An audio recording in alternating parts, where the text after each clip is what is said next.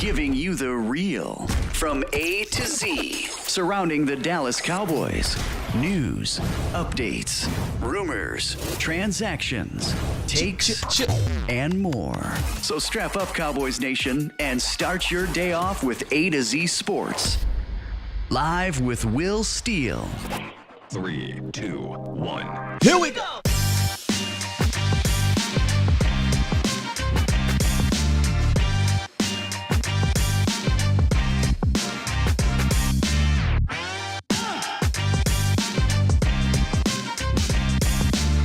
This beat make me want to jig sometimes.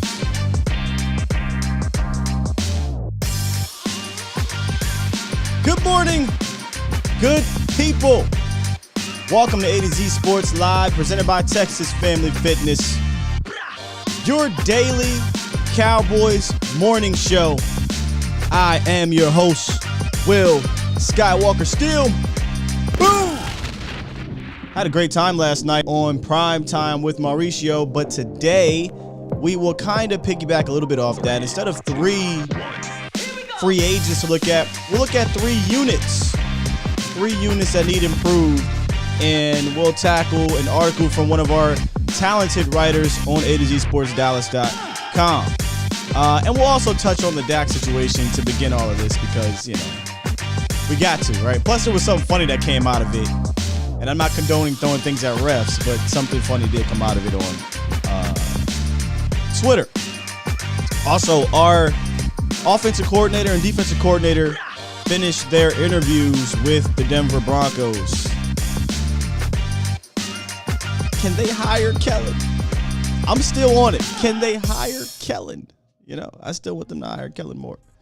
But yeah, man, so we're going to talk about the 3 units that Cole Patterson, our guy over at A to Z Sports Dallas.com, said needed to be addressed. I kind of tend to agree with them on that one, and we'll dive a little bit more in detail.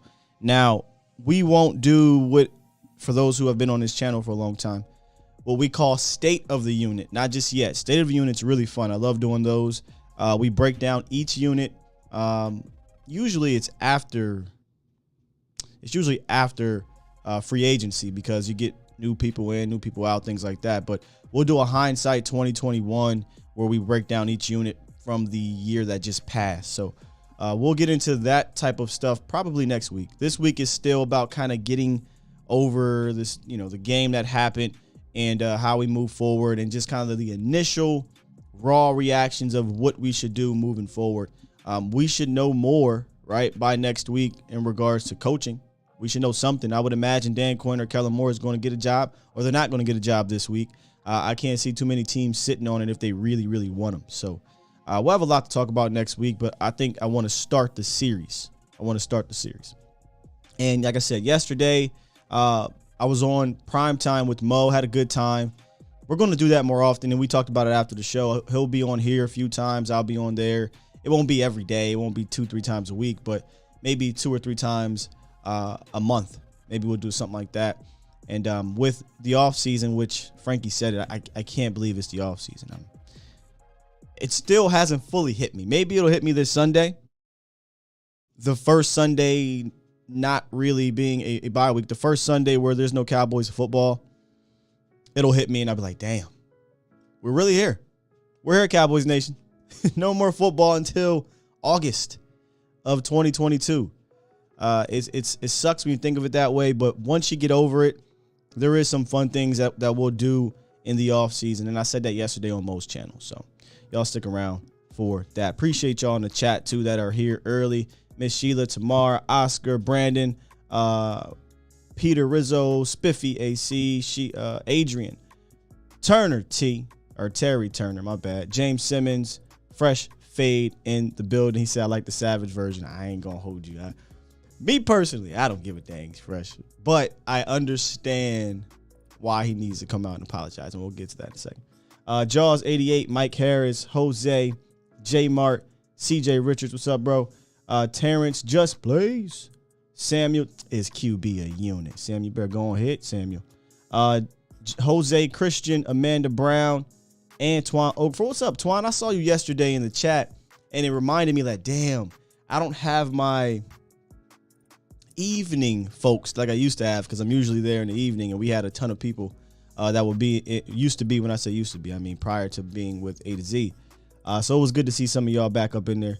Jose Christian, TC915, Will Anthony, Tim Garcia, Mo, Corey, John, Robert on Facebook, and the many, many more. Adrian, I see you over here as well. That will be coming through. And also check out, I actually put the right there. Check out all the podcast audio versions of the shows on Spotify, Google, Apple, and wherever else you can find podcasts that Anchor allows you to do it. If you can't find it on any of those, you can also go to anchor.com/A to Z Sports Dallas. I believe you should be able to see it.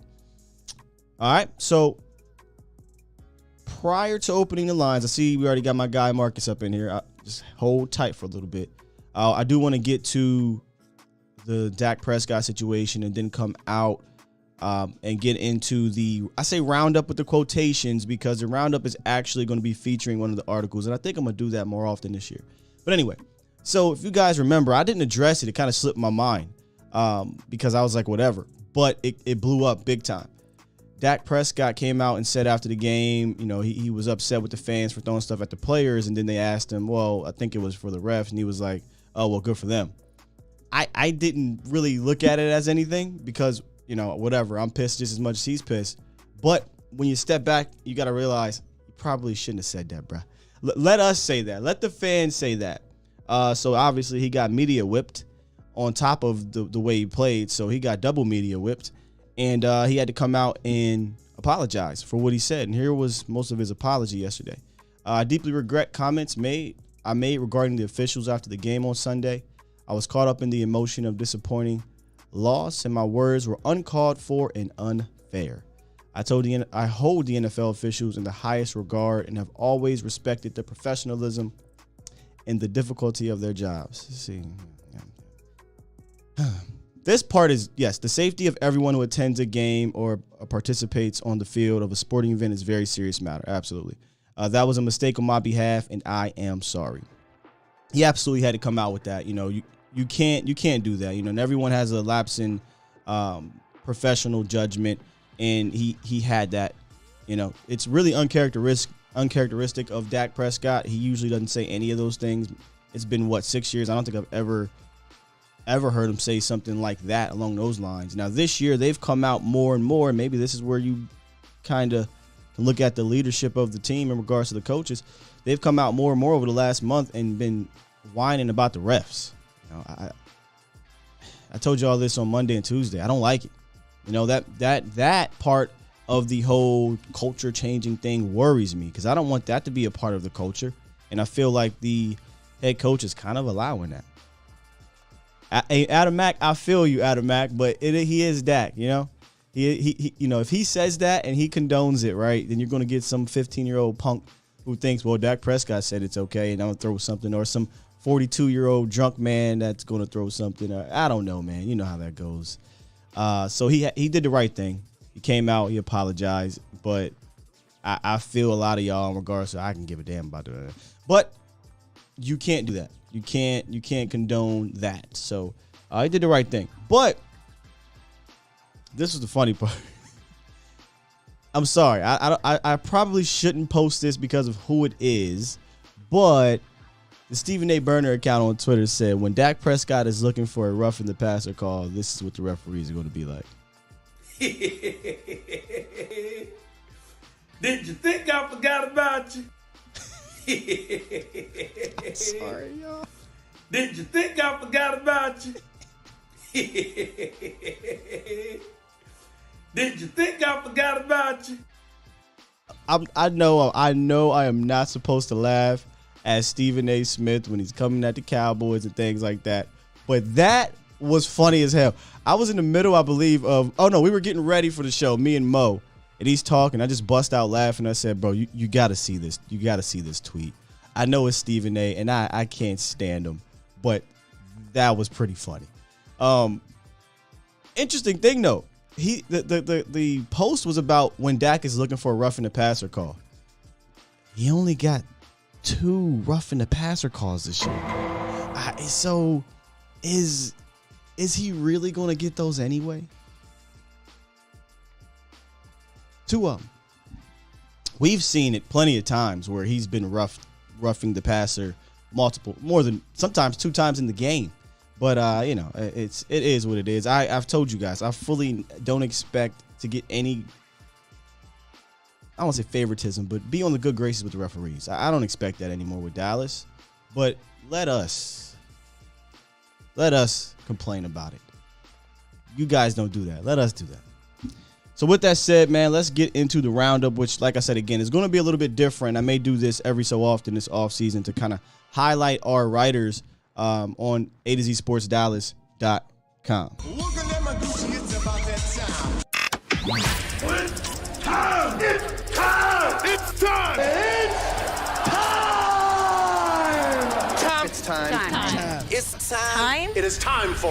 It's time for the morning roundup. Round 'em up, boys. This is the morning roundup presented by Texas Family Fitness. Strive for progress, not perfection. Fitness goals are not accomplished with one workout, so progress towards your goals with Texas Family Fitness. Hit up any of the 9 locations in the DFW area or visit TexasFamilyFitness.com and let them know your boy Skywalker still sent you.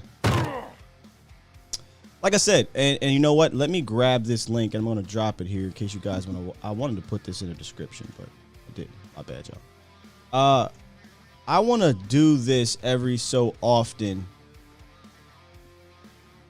this offseason and highlight some of our talented writers we have on Dallas, A to Z Sports Dallas, and one of them is Cole Patterson. He wrote an article yesterday highlighting 3 areas the Cowboys must address this off season, and we'll go down each one and kind of detail each unit. But again, this isn't state of the unit. This isn't hindsight 2021. It's kind of just an overall general thought process of it.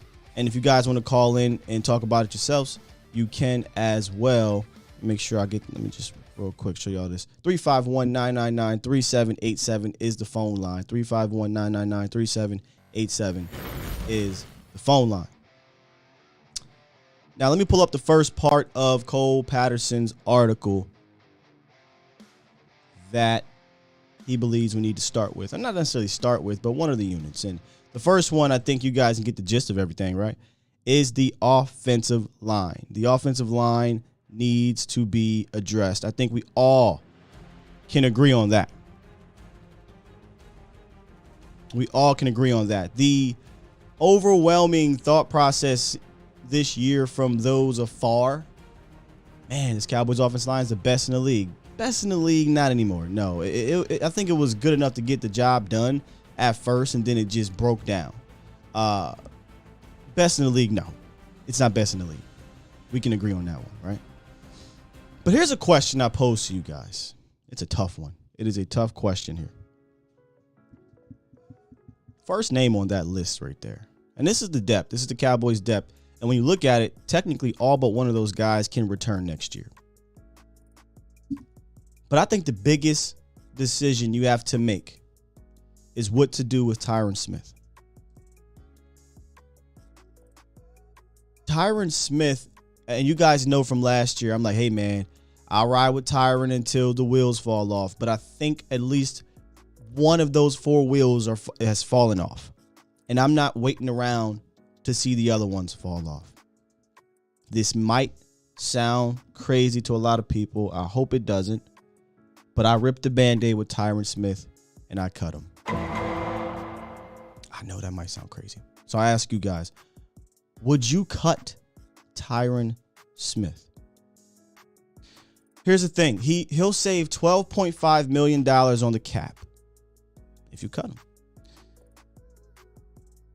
He's missed at least 3 games for 6 consecutive years. And I could deal with 2 to 3 games, Cowboys Nation. I can deal with that. But he's missed 20 in the last 2. 20. I was the main one saying, hey, Tyron being on the field for 13 games, I'll take it because he's on the field and he's playing at a high level. If Tyron is going to be in and out of the lineup throughout the season, 3 or 4 different times, 2 or 3 different times, in and out, we've seen this year when he comes back from being out, it takes him a while to get going, and he couldn't even get going in that Niners game. I mean, he got whooped. I've never seen anything like it. And I know I said yesterday, this can be one of those things where, hey, maybe they could trade him, but who wants to trade for Tyron Smith at this point?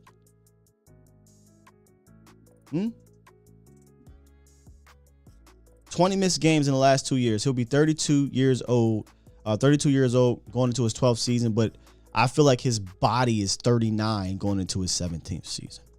And I don't, listen, if he gets cut, and I said this before, he may just retire, but if he doesn't retire, I don't think it's far-fetched for Jerry to cut him. Think about it for a second. Cut D. Ware. Cut Des Bryant. Cut Jalen Smith. I know Dez and Jalen aren't on the same caliber, the same tier as Tyron, but D. Ware was. I think that's the toughest decision you have to make on this line, is what to do with Tyron Smith. And for me, as hard as it is to say this, I think I ripped the Band-Aid and just start rebuilding. Now, the second biggest decision you make, and I don't even know if it's a big decision, is the left guard spot. I think are we in agreement here? Did you move on from Connor Williams, right? Hey, Connor, appreciate you. Got you 4 years. Time to go.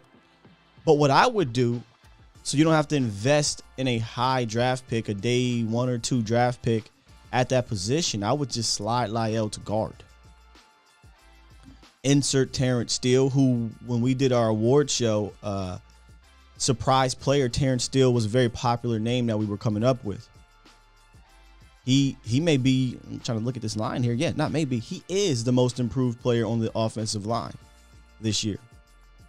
So you can kill 2 birds with 1 stone by sliding Lyle to guard, Terrence Steele at right tackle, and now you're like, all right, I just have to deal with the left tackle spot immediately and or the center spot, which let's get to that. Tyler Biadasz. I welcome competition for Tyler Biadasz, guys. Not saying Tyler was horrendous. I'm not saying, he can't get better, but I'm saying competition should be brought in here. Now, the draft nerds out there that have already been in the lab, I know there's the guy from Iowa, the Linderbaum guy, I believe is his name. I think he's the center 1 in this draft, and if he's there in round 1, yeah, I'm cool. I'm cool with taking him, absolutely, because that could be your Travis Frederick type of move where Dallas saw the need at center, traded down actually, got Travis, and you got a Hall of Fame guy. But if you don't get a center in the first round, which, listen, I'm not saying go out there and get one, then you should bring in some type of competition, and maybe the competition's there. Is Matt Forniak, is he a guy you guys think could come in and challenge Tyler Biadasz? Look good in that on that one possession or two in Philly, but he could be a part of the competition. I'm with it, but I'm with Vach here. Always throw darts at the offensive line every single year. So you can kill 2 birds with 1 stone. Slide in La'el Collins at guard, right tackle with Terrence Steele, and now you have at least 3 of your core guys on the offensive front in Terrence Steele, Zach Martin, La'el Collins, and then you figure out what to do at left tackle and center. And I know this is kind of state of the unit type stuff, but I agree with Cole. That is a position that is a unit that needs to be addressed in the offseason. All right, let's get to a call here. Got Marcus, and I'm going to get to set it off Chris. What's up, Marcus? Hey, man, it's Marcus. Hey, man, it's Marcus, man. What's going on with you, brother? Oh, man, chilling. Hey, man, I'm going to just say this, man. First off, offer my apologies to Fresh Fade. Snapped at him in the chat, and that's my apologies, man. Sorry about that. I'm just still kind of – yeah, it wasn't nothing big. I don't even think he noticed, but I didn't have good intentions when I came at him. So apologies to Fresh Fade, man. Much respect. You know what I'm saying? Never above reproach. Make a mistake. It is what it is. Snapped at him and, in my emotion. But I want to go ahead and just drop these couple of points and then kind of move on. This is what I think. When you look at the totality of the season, like the good, the bad, the indifferent, I really think that Jerry Jones wanted to put Mike McCarthy through what's called a ritual of humiliation. Let me explain. You got to look at it like this. Mike McCarthy won his only Super Bowl in Jerry's house. Mike McCarthy, when he was the coach of the Packers, has a very impressive record against the Cowboys in AT&T Stadium. So when his, I guess you could say his luster wore off in Green Bay and he ended up getting let go, nobody else picked him up, and nobody picked him up for a reason. So here comes Jerry a couple years later, brings him in as the head coach, wines him, dines him, has him staying at his house, all these great things. And then when he offers him the position, he says, there's one caveat. You want this position, you got to take my guy. And because he was just happy to have a job, he took it. Mm-hmm. So you fast forward now, Kellen Moore's been this OC for all these years, and he's had these same hiccups. We've been talking about these same things with Kellen Moore and his inconsistencies. Great play designer, very smart guy, does not have a scheme, doesn't play call efficiently. He has spurts, but then he doesn't. He's extremely close to Dak. So it's all these things that basically handcuff Mike McCarthy. So I say all that to say this. I salute brothers like you, Sky. I salute Vach. I salute all the other great YouTube content creators when it comes to Dallas Cowboys, because you guys are the voice of reason. Because me personally, I don't feel confident about this offensive coaching staff. I believe that Kellen Moore will be the last man standing. I said it in hyperbole before, but I truly believe he's about to be the last man standing. This is giving me such an eerie vibe, because looking at that schedule, this upcoming schedule for 2022, if there's any remote struggles, penalties, this undisciplined football, Mike McCarthy is going to be on the chopping block, and Kellen Moore is going to be right there waiting. Because me personally, as of now, I don't see anybody hiring Kellen Moore after that performance that he put on for his offense to showcase what he can do. I don't see anybody offering him a position. I really don't. And I think Dan Quinn sees the writing on the wall, and he's trying to get away, even though what he's built in Dallas could be something great. I don't think Dan Quinn's trying to get. I think Dan Quinn loves it here, man. I just think he wants to be a head coach. That's all. But you got to think about it like this too, Sky. They flew to Dallas to interview you in Dallas. You didn't have to go to Denver. They came to Dallas. Yeah, because Dan. So you don't think they're gonna try to take him with him? No. I don't. I'm not saying that he. I'm saying he wants to be. It seems like he wants to be a head coach, but it doesn't seem like he's like, man, I gotta get the hell out of Dallas, man. This sucks. That's what it sounds like you're saying. Like he wants to get out of here. He sees what's happening. I don't take it that way. I think Dan loves it here, and if he had the opportunity to be the head coach here, I think he'd take that in a heartbeat. You might be right, Sky. But I'm gonna lead it alone. But I just really think that Jerry Jones, in his heart of hearts, really wanted to get back at Mike McCarthy, and that's why he handcuffed him to Kellen Moore. And because he was just happy to be back in the league, that is so selfish. He went from alpha to beta. In my opinion, he went from alpha to beta because he literally just said, "I'll do whatever you need me to do, Jerry," and he sat there and just took it. I mean, listen. I would think that would be horrendous. Why would you waste 2-3 years, especially with this team? Who else is calling him, Scott? Who else called Mike McCarthy off the couch? No, I'm talking about team called, so, you know what, man? Get back at him. Mike McCarthy. You're going to waste 2 or 3 years. I mean, listen. Everybody has their opinion. I'm just saying, if that is the case, that is terrible. I mean, that is awful. Why would you hire a guy to just get back at him and waste prime careers of certain players and opportunities? Why would you fire a coach that won back-to-back Super Bowls? We because talk about how Jerry there's an ego struggle. 25. I'm sorry. Go ahead. Yeah, there's an ego struggle, but what you're suggesting is suicide. Essentially, you're basically saying I'd rather die losing, knowing I'm going to lose the next 3 years, just to get back at someone, that seems more far-fetched than saying, hey, I'm going to fire this guy because I want the credit of these last few Super Bowls. This is, listen, again, your opinion, but this is super tinfoil hat. Okay, well, I mean, like I said, Jerry, as much as he's changed, he's very much the same because he's one of those kinds of guys who would rather rule in hell than serve in heaven. He's going to do it his way, and he's going to die on that hill. And, again, I salute guys like you, man, because, again, you're the voice of reason, and you keep that consistent optimism, and you give fair criticism, constructive criticism, but at the same time, if we're talking about, draft and all these things and free agency and things of that nature and basically retooling this team, if that structure is still in place, I do not like our chances going forward. But that's all I got, Scott, man. You take care, bro, and God got his hands all over you. You already know that. Thanks, Marcus. All right, bro. Uh-oh. Oh, there it is. Yeah, and I see a lot of people kind of listen, y'all. Let me just get this out the way right now. I understand the Jerry issue. I understand, and I know a lot of people say, as long as Jerry Jones is here, nothing's. Listen, man. I think a lot of Cowboys fans deep down kind of feel a little bit that way. But we love ball. We love this team. At least I do. I love talking about it. I'm gonna be here every day, Monday through Friday. I could come on here Monday through Friday and talk about nothing's going to change as long as I could do that. How many of y'all going to come back every day to hear me say that all the time? I'm just not going to do that, right? So what I'm going to try to do is give y'all content each day to kind of how do Cowboys get better, we can move forward, good topics, good content, and so forth, right? But the Jerry, nothing's going to change Jerry portion of Cowboy fans. If that's all you want to hear, that's not what you're going to get here. I'll allow you to say it.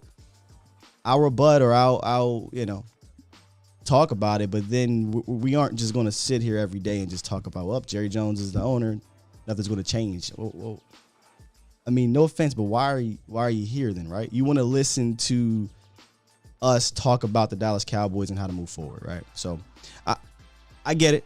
Jerry is who he is. I've been saying this for years. I've just found the ability to say, listen, man, this is what it is. To me, it's like when you're talking, I ain't even going to do that analogy.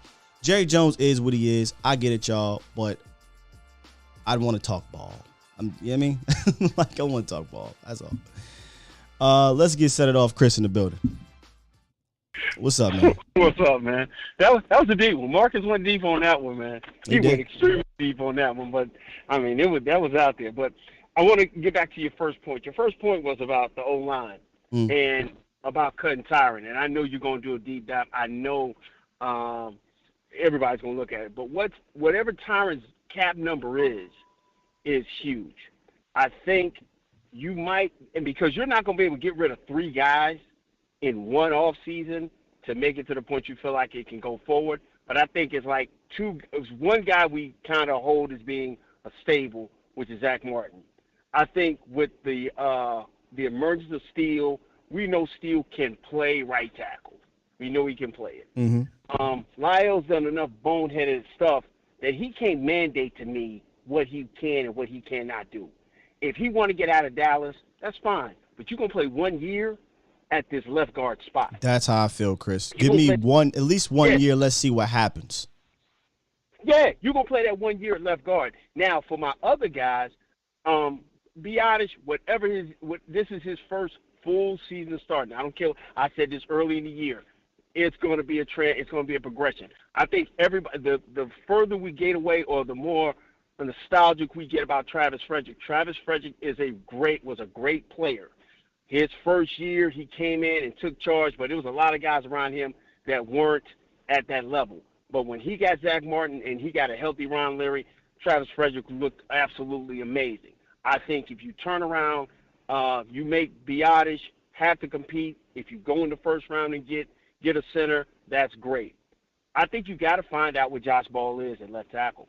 And if that means Josh Ball, I mean, you got to find out. Yeah. You got to find out what he is at left tackle. And if that means that Tyron does his ceremonial 12 to 13 games, and you got to get six games with Josh Ball out there to find out what he is, if he's going to be that guy, he's going to be that guy. And if he's not, then you turn around next year not 22, but 23, and you let Tyron go, and you go in the first round, and you go draft. So Chris, you wanna bring back Tyron?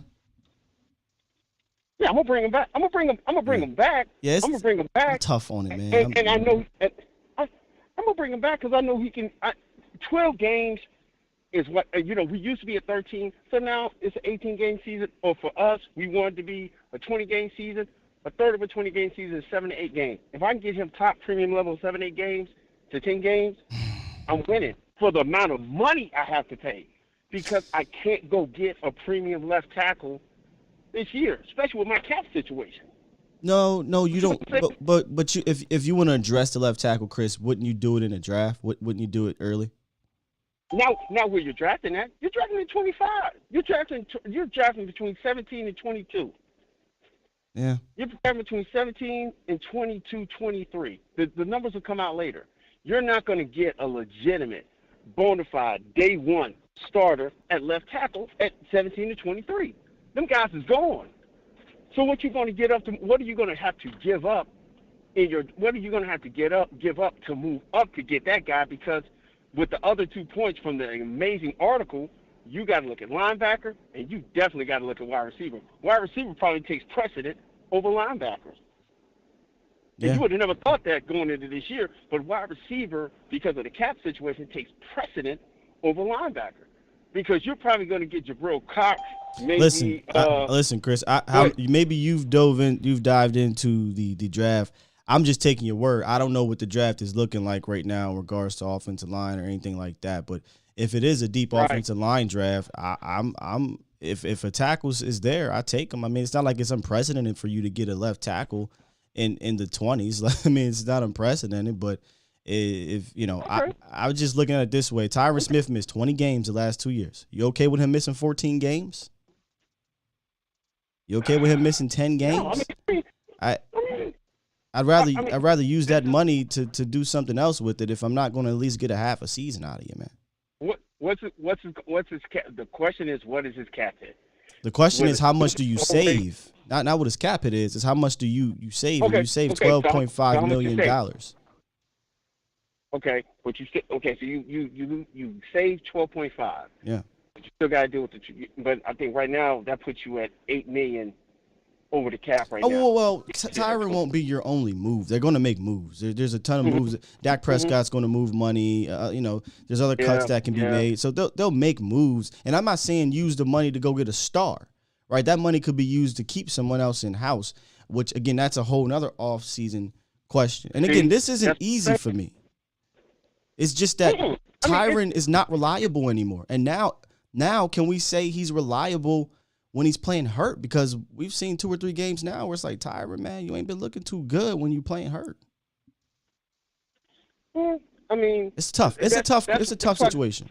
That's why that's the number one thing. But I don't think you can replace 3 guys in one offseason in your offensive line, but you have a couple of guys who you have faith in. You have a couple of guys that you have. But you wouldn't have to replace 3 if you move Lyle to guard. You really only replacing 1 if you want to roll with Tyler Biadasz again. If you don't, then now you're talking about a center situation. But hell, I mean, maybe like you said, what if Josh Ball's the guy? I'm not saying he is, right? I'm just saying, what if Josh Ball's the guy? What if they got faith in Josh Ball, who people thought was a second, third round talent that dropped because of the situation? I'm just throwing questions out there. Nothing is final here. I'm throwing stuff at the wall here. Hey man, we spitball. Man, we spitball. Yeah, trying to figure it out. Yeah, we trying to figure it out a little bit. But like you said, it's a bunch of stuff we can go with on it. But I just think for depth purposes and for what you get for one more season, I find out what Ball is. I go draft a premium, whichever is center or tackle, or a guy who has the famous flex position flex, and have a guard tackle type thing, and I make that thing go, man. Because, hey man, I mean that's where you're at. I mean, I'm at the early stages of rankings of needs, and I'm just off top of my head, not even really hardly thinking. Offensive line is extremely high. It's extremely high. It's not extremely high, man. That thing is numero uno. Yeah, that's how I'm feeling right now. That's it. Yeah. Yeah, it's it because you lost the capability for everything else to flow the way it needed to flow. You're in a game where you're down 17-6 and you don't run the football. If you're not able to run the football, you're able to keep. And then we go down that rabbit hole. But I'm gonna get out the way, man, because I know a lot of other people have great points. But I think holding on to him for 1 year, finding out what you have with Ball, you develop these guys that have a little bit of depth, and you go get a premium guy in the first round. No, it's not a bad idea. I mean, that's why I like to listen to y'all. You guys sometimes talk me off the bridge, So that. Yeah, we all hand in hand on the bridge talking about 1, 2, 3, let's jump. But we can't. We are in a relationship as Cowboy Nation. We are in a relationship that has been abusive to us, but we will not let them go because they treat me nice and they buy me flowers sometimes and they make me feel good. But at the end of the day, man, it's toxic ass relationship, man. We done took a whooping, man. But we putting the lipstick on and we wearing the shades today, and we're gonna be right back for it because we love them. Yeah. So, but that's why we kicking it around, man. At 9 o'clock, 10 o'clock Eastern Standard Time, man. Back around your way. But that's back by your old stomping grounds and doing our thing, man. But listen, man, keep your head up, man. Love the show, man. Love what you and everybody A to Z is doing, man. Thanks for plugging my man, because I'm definitely gonna follow him.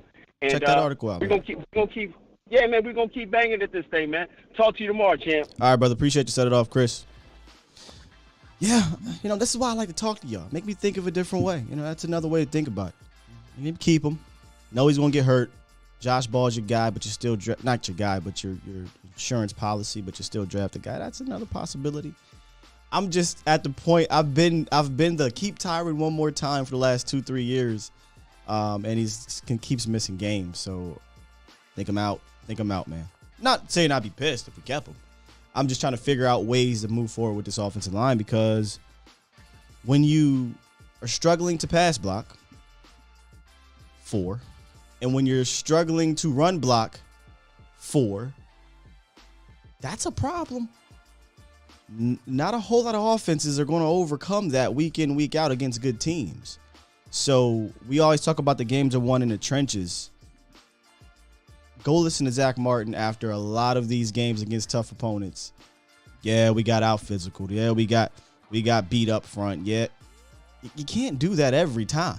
You face a great opponent, so you gotta fix the trenches. And I think right now it is a major problem that I was hoping in the postseason they'd come together, because I believe that unit, Tyron, Connor, Tyler, Zach, and Lyell had only played one other game. That was the second game. So, but clearly that ain't the unit. Let's get to what we have here. Get the Los, I think, was next, and then we'll go to but Cole Patterson's number 2 unit. What's up, Los? Good morning, Sky. Good morning, man. Now I feel better than yesterday, man. Yesterday I just had to go on that little rant of mine, but I get it. Man, it's a frustrating part right now. It really is, man. But hey, all we can do is my key 3 things for this offseason is which players to sign, and maybe how I would go attacking these things in the draft. So the only players I would keep in house would probably be Randy, Curse, and Anger. Everyone else, they have value, but it's a value that we can always develop in the draft. But Randy, he's a premium pass rusher. There's not many of those people that grow on trees.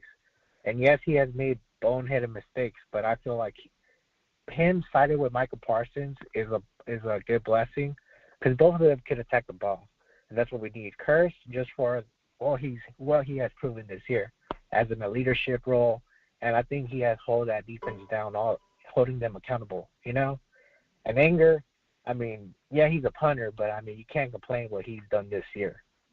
Everyone else, they're on the chopping block. Just because we do need that cap space, and not every year. That's the hardest thing. Not every year you're gonna have the team with you. So Gallup, um, let me see this list real quick. My bad.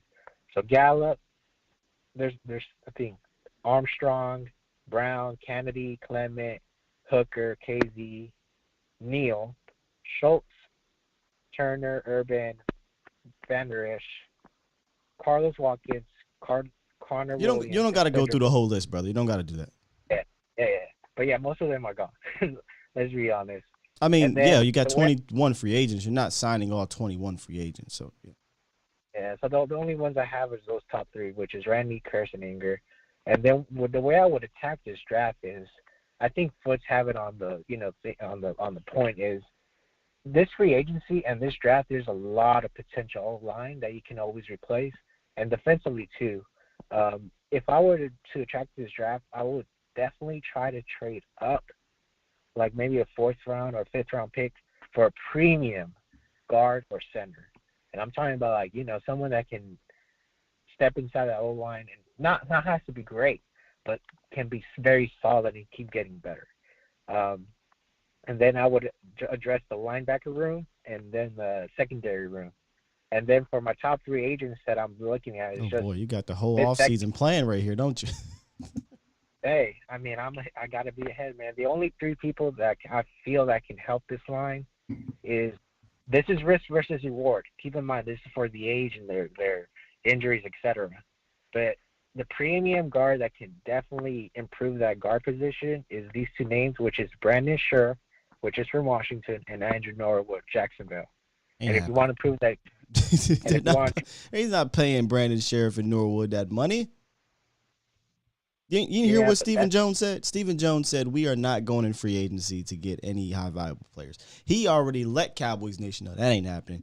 So once we do the free agent primer, we're going to list realistic names for you guys that fit under the Cowboys cap number, because he's not signing a damn Brandon Scherf. I can tell you that. Yeah, that's the thing. And that's, I mean, I wouldn't want him anyways. He's too much of a risk. He's a premium player, but I just feel he gets hurt. But my key free agent, if I were to add only one. Final thing, man. Final thing here. You're going through the whole off season. We got all off season to talk the whole off season.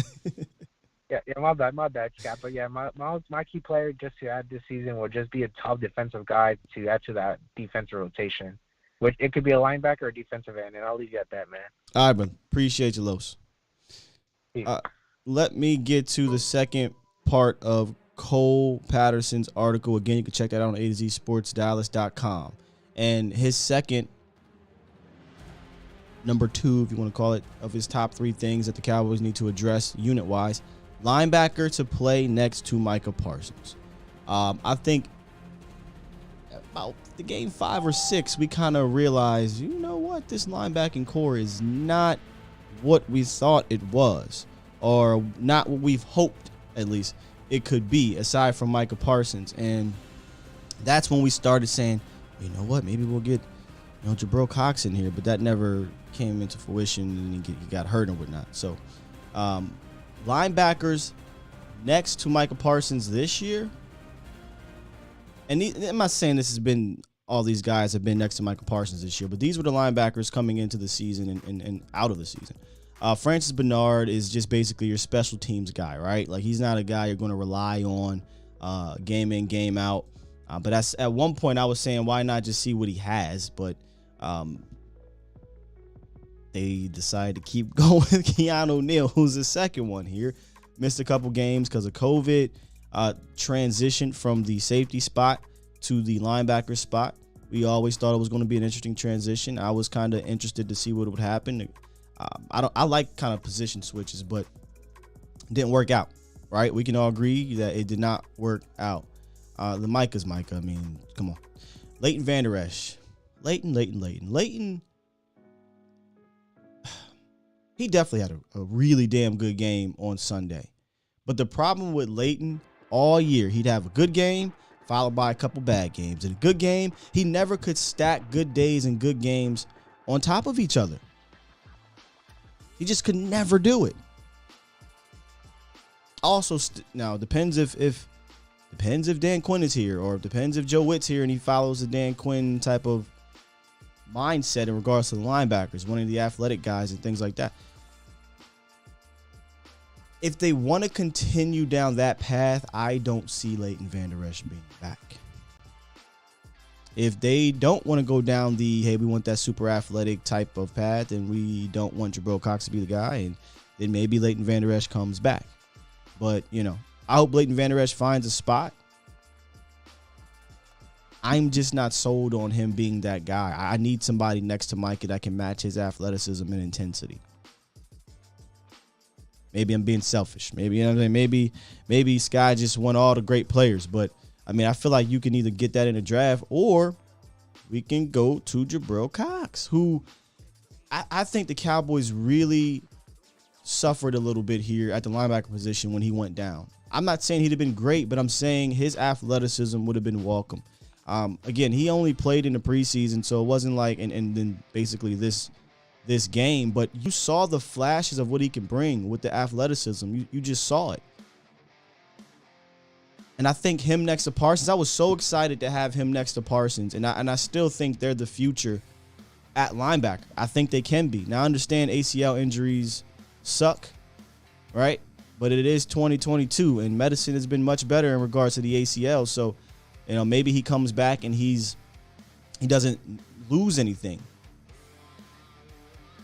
I still wouldn't not address that position in the draft. I would still draft about 2 of them. Hell, what is his name, y'all? Nakobe Dean, is that his name? The guy from Georgia? Goodness gracious. He was my first draft crush, my first pet cat of 2022. The only guy, him and Jordan Davis. Actually, it was Jordan Davis. Then I discovered Nakobe Dean after that. Those 2 dudes, I would love to have on this defense.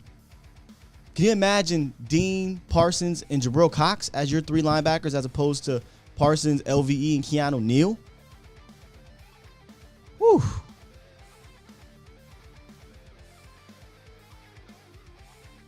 A lot of things you can do with that unit.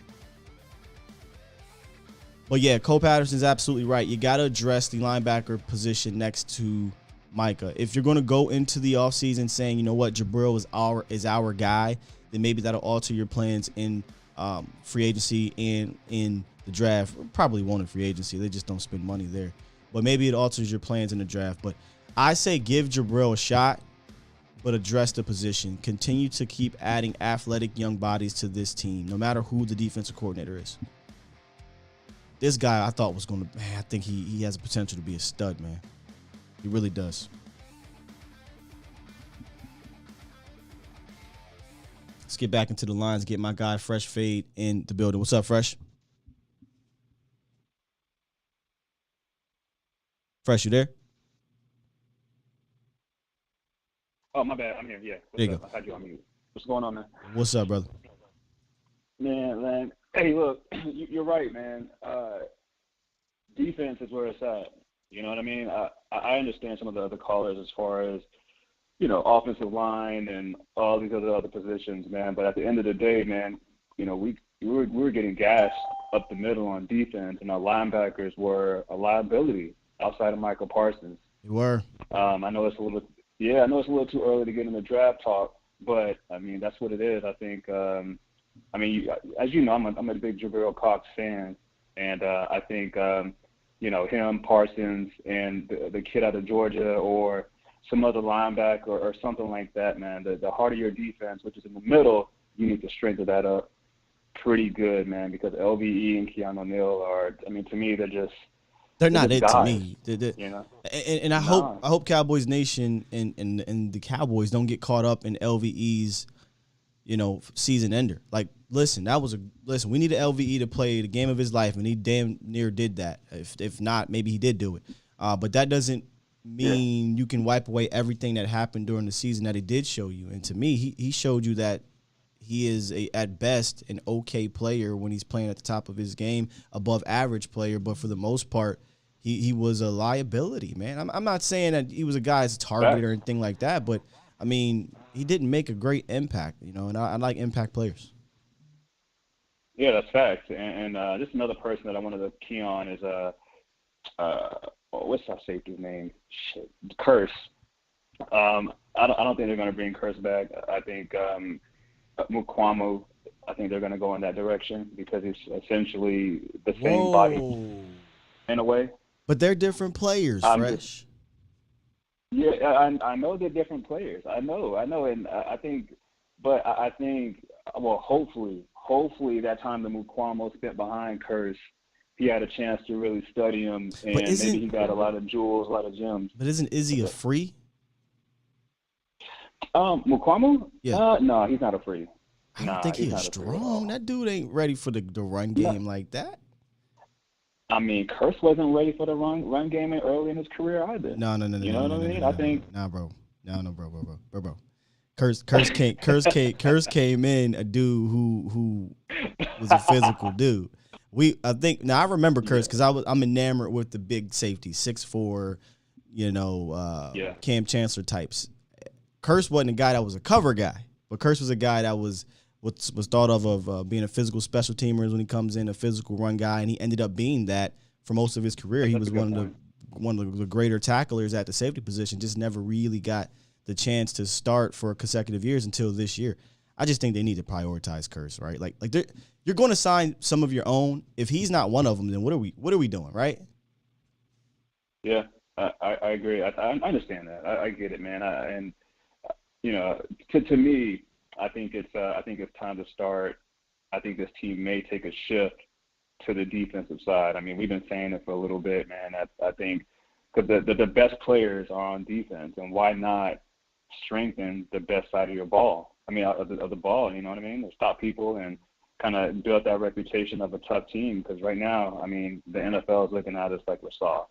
Yeah. I mean, it is what it is. I think put somebody elite beside another good guy beside Michael Parsons, sort of, let Kelvin Joseph and Diggs do their thing on the outside.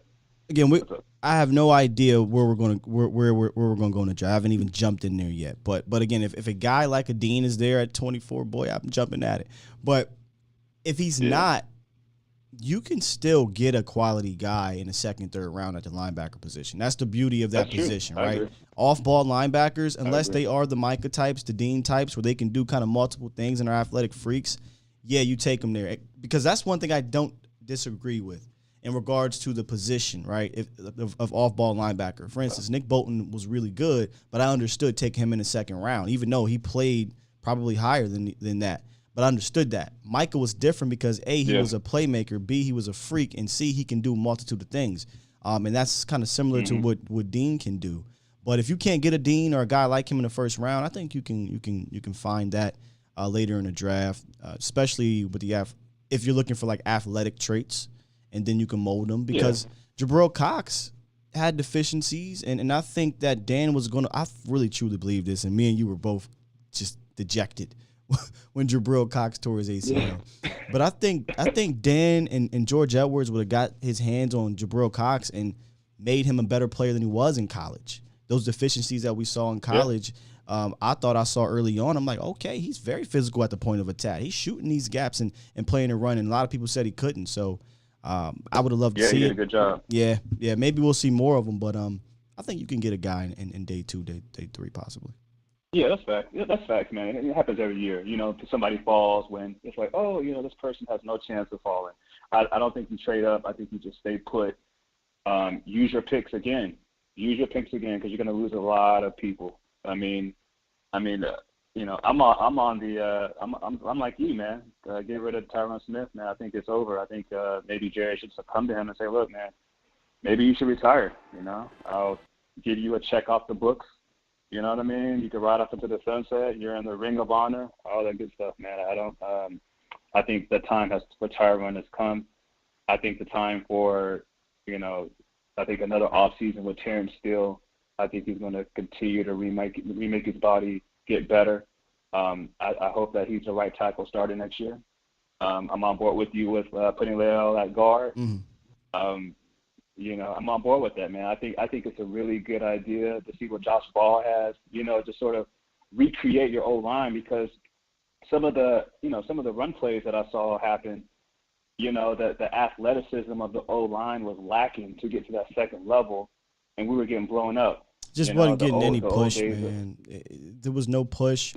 And Fresh in chat, I've been saying it for a while. the Cowboys coaches have to look in the mirror at their own personnel.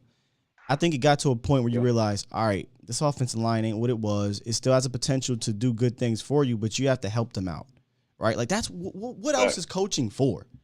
That's the thing. Like coaching is supposed to help mitigate the weaknesses of your personnel. And I'm not saying the offensive line is just weak in general for 17 weeks, but it got to a point where they weren't what everybody wanted them to be. So how do you help them out? All right, we'll get some pre-snap motion. Let's get these guys in space. Let's put them in position to do what they do best.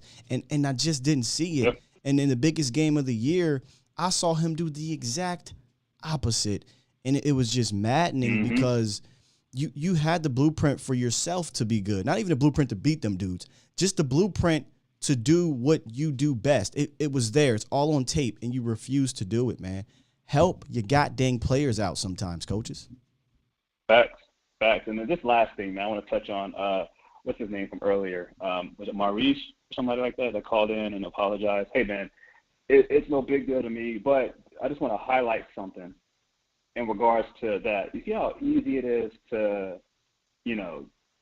I guess, get your words mixed up. And, we only have there's only a few hundred people here. You know what I mean? Yeah. Just imagine, being in the heat of the moment when you just lost a playoff game, when you thought you were going to go to the Super Bowl, you put all your heart and soul into this, and you're in front of millions of people, man. You can make a decision in a split second with words, and it affects you for a long time. You know what I mean? It could affect everything. And it just highlights, man, we got to be – I get it. People are upset with that. I get it, man, but you got to understand, man. He's still a young man. He's still gonna make, he's gonna make some bad choice of words. You know what I mean? Like if you messed up, man. Yeah, respect, man. So hey, look, that's all I got for you guys. I'll let you probably tomorrow or something like that, man. Have a good day. All right, brother Fresh, appreciate you. All right, bro. Yep. Shout out to my guy Law Nation in the building. I saw he brought up something about Izzy at the free. Yeah, I'm with most of you guys. I don't think he's strong. I think he's brought in here to be a free. It was a corner, turn free, safety. I'd be interested to see him, but I don't know that he's that roof guy that I so covet. I think Jay said we need a true free safety. Listen, man. Jay, you've been around. I think you probably heard me say this a bunch of different times. I can't wait for the day they actually put effort into getting a safety on this team, be it the draft or free agency. And maybe you do have that guy in curse, but yeah, you definitely need a true free. They didn't use Hooker in that way. KZ, his star faded very quickly. Not saying he was terrible. It's just that he kind of just became body out there for the most part. But I would love to get a playmaker at that position. Not saying those are easy to come by, but I would love to get a guy that can do that. Mel, what didn't I say, Mel? Something going on in the chat I don't know about, brother? Hit me up, let me know. Let's get to one more, Brandon, and then we'll go back into the third part of Cole Patterson's article, the third thing that needs to be addressed. What's up, Brandon? What's going on, D? How you doing, man? I'm good, brother. How you? I'm all right, man. When I came in, and I think you guys were talking about Tyron, man, offensive line. So many stuff on that a little. Tyron Smith is going to be back. And the reason why I think he's going to be back is because even if Tyron Smith is the 10th ranked offensive tackle in the league, he's underpaid at that salary. Remember the contract that the Cowboys signed him early on in his career, everybody was like, oh, my gosh, you gave him a $100 million contract. It's 10 years. If he's the 10th ranked offensive tackle, he will be underpaid. His contract is too friendly for them to say, you know what, Tyron, we feel like we could find better. Mm-hmm. This team, they have too many aspirations to be going out and trying to develop a young tackle right now to replace Tyron. I'm just telling you right now, as long as Tyron wants to play, he's going to be there at least next year. He's not going anywhere. Let me ask you a question. He didn't have any back issues this year. Let me tell you something, man. I was a defensive line. When you have a high ankle sprain, bro, it is very hard to jump in and out of the lineup with that. you're going to be no good. That is an injury that most players, when you have a 300-pound man pushing on you, and you're a 300-pound man trying to push on another man, it never heals, bro. Let me ask you something. Did you think that D. Ware was going to be back? Who? DeMarcus Ware, when Jerry cut him after a similar situation. I didn't believe it. I didn't believe he was going to be back. So why not? I want to know why. Because of that neck. I thought that his injuries finished him. I don't think DeMarcus Ware never missed 20 games in a 2-year span. In fact, I don't even think DeMarcus Ware missed more than a handful of games in that 2-year span. He didn't. Right. He did it. And I'm not saying, like, you got to think about it. The way that they used him as well. When he came in, you know, Orlando Skinner used to always talk about him when he was on first take. He said the same thing. He was like, a lot of people thought DeMarcus Ware was done. But it was because when Monty Kiffin came in and he tried to employ this defense, he was like, DeMarcus Ware is not a hand-in-the-ground defensive end. He wasn't. DeMarcus Ware is a stand-up rush linebacker that he was drafted to do. He got put in a team that didn't allow him to be who he was. Coupled with that and his injury history, what they thought, he never missed 20 games. No, not even close. Not even close. Right, but it was because his perception of his injury history, because he was starting to get beat down a little bit. But his injury history wasn't even it's not even touching Tyron Smith's, right? That's why the conversation is legitimate. I'm not saying it is. I'm just telling you why they cut him. How many times have you heard Jerry Jones say he made a mistake?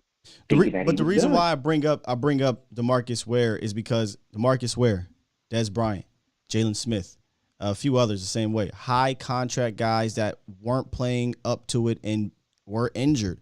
The writing is there, right? The reputation for Jerry to do it to high valued guys in that organization is there.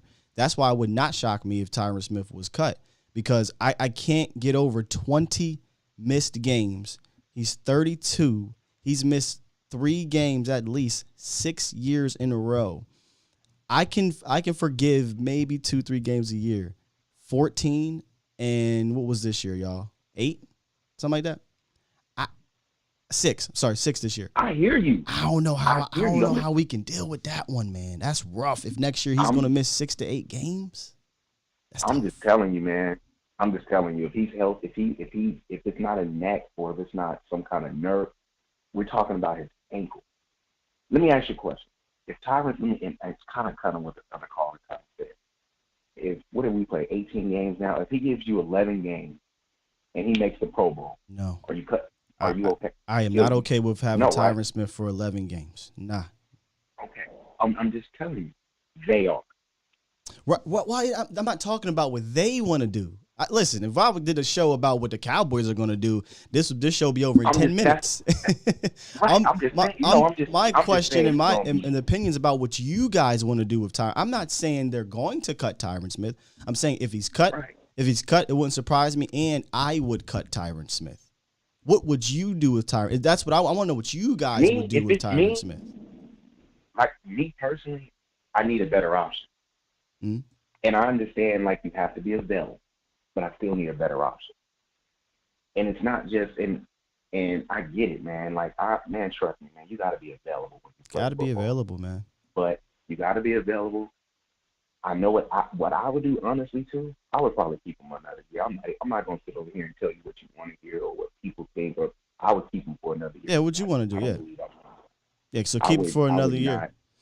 I mean, I don't think that's horrible either. I would rip the Band-Aid because I don't think Tyron's ever going to be the Tyron from 10 years ago, and he's likely going to miss 6 to 8 games next year because that's just what happens with Tyron. But what kind of injury? You know what I'm saying? It doesn't even matter anymore, right? Like I was the same way as you, bro. 2-3 years ago, I was the same way. Oh man, he got rolled up on. So it's really not his fault. This is now 3 years in a row. He's gotten injured and he's not able to, recover right away because, it is what it is. He's injured. His body's broken down. He's going to miss games. Got a lot of miles on him. But so also too, it doesn't matter the type of injury. It's almost a given. If it was a prop bet over and under 3.5 games, Tyron Smith missing, I'm taking it over. Doesn't matter what kind of injury. It's just been the thing for 6 straight years. And the next thing, bro, I don't want to talk before you talk on one side or one player, but you know what, man? When I look at the Cowboys team, and it's something Bill Parcells and Belichick always said, you got to build your team down the middle. When you have question marks down the middle of your team, it shows up in the playoffs. And this team has question marks there. They have question marks guard and center. I like our young defensive tackles, but we need another guy there. Linebacker and safety. And those areas showed up in the playoffs. Regardless whether we like it or not. I like Michael Parsons so much as rushing the passer, and I'm not saying I would play him there 100% of the time, but I would act like Michael Parsons is not even on it. Oh yeah, that's how I would address. Don't you have to at least bring in 2 more linebackers? I think you need at a least veteran. To me, this would have been the perfect. I don't understand what happened with that KJ Wright deal, but I felt don't get me started. I was pissed. I really wanted KJ Wright. To me, KJ Wright, a KJ Wright type of player and a young guy in like the 3rd round that can play, because middle linebackers and running backs you treat the same. You treat them the same. You can always find them. Middle linebackers and running backs, you do not have to draft high in the draft. You don't have to do it. Michael Parsons was a special case because of his athletic ability. I didn't even know he had this ability to rush a passer, so I'm not even going to sit here and cap. I didn't know that.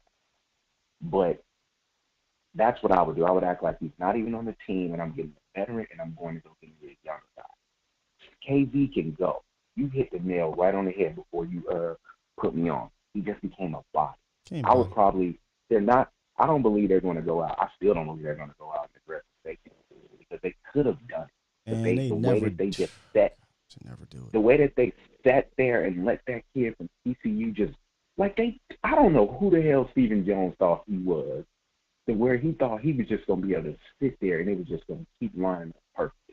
You had to go get that guy, and the Raiders showed you exactly how you were supposed to do it. This guy's in front of us. We know they need a safety. Let's not even play around with him because he's not. One guy. Talking about Trayvon Moore. Let's go get him. If that was your guy, you go get him. You can't always wait for the draft to come to you because it wouldn't cost them much at that point.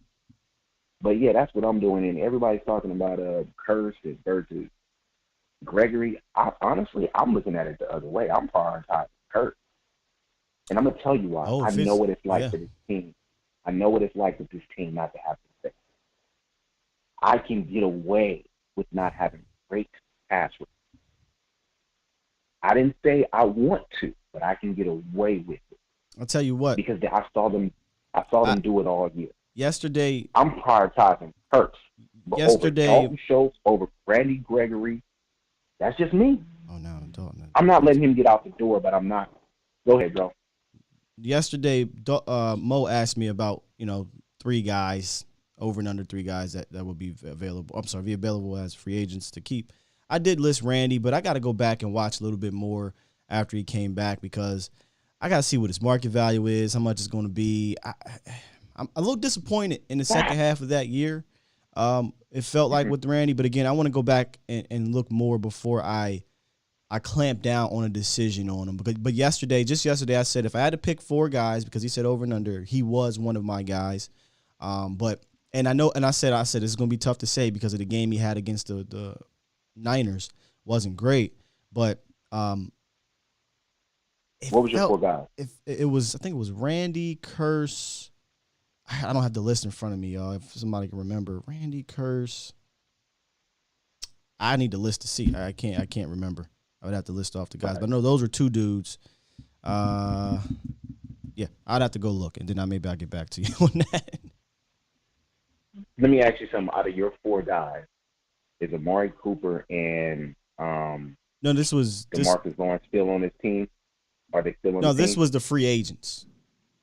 No, I'm saying are it with the 4 guys that you Yeah, want, I'm not cutting. Are you able to I'm not cutting those 2. Are you able to keep them with those 2 on the team? Yes. So it was Dorrance Armstrong was with the other one. And Dang, who was the fourth one? Why this list seem a bit short? I'm looking on Spot right now, and I don't see the fourth one.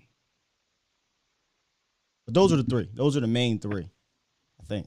I agree with you on the Dorian Armstrong. I would prioritize Armstrong over Gregory. Oh, nah, now. Because I don't know if I do. No, listen. No, I'm not talking about because of I need pass rushers, but I'm not saying he's a better player. But okay, would you rather have Curse and Dorrance or Randy Gregory and lose both of those? And I'm just putting it to you like that. We can play that game, and I don't want to do that because I feel like the Cowboys can bring back whoever they want of their own.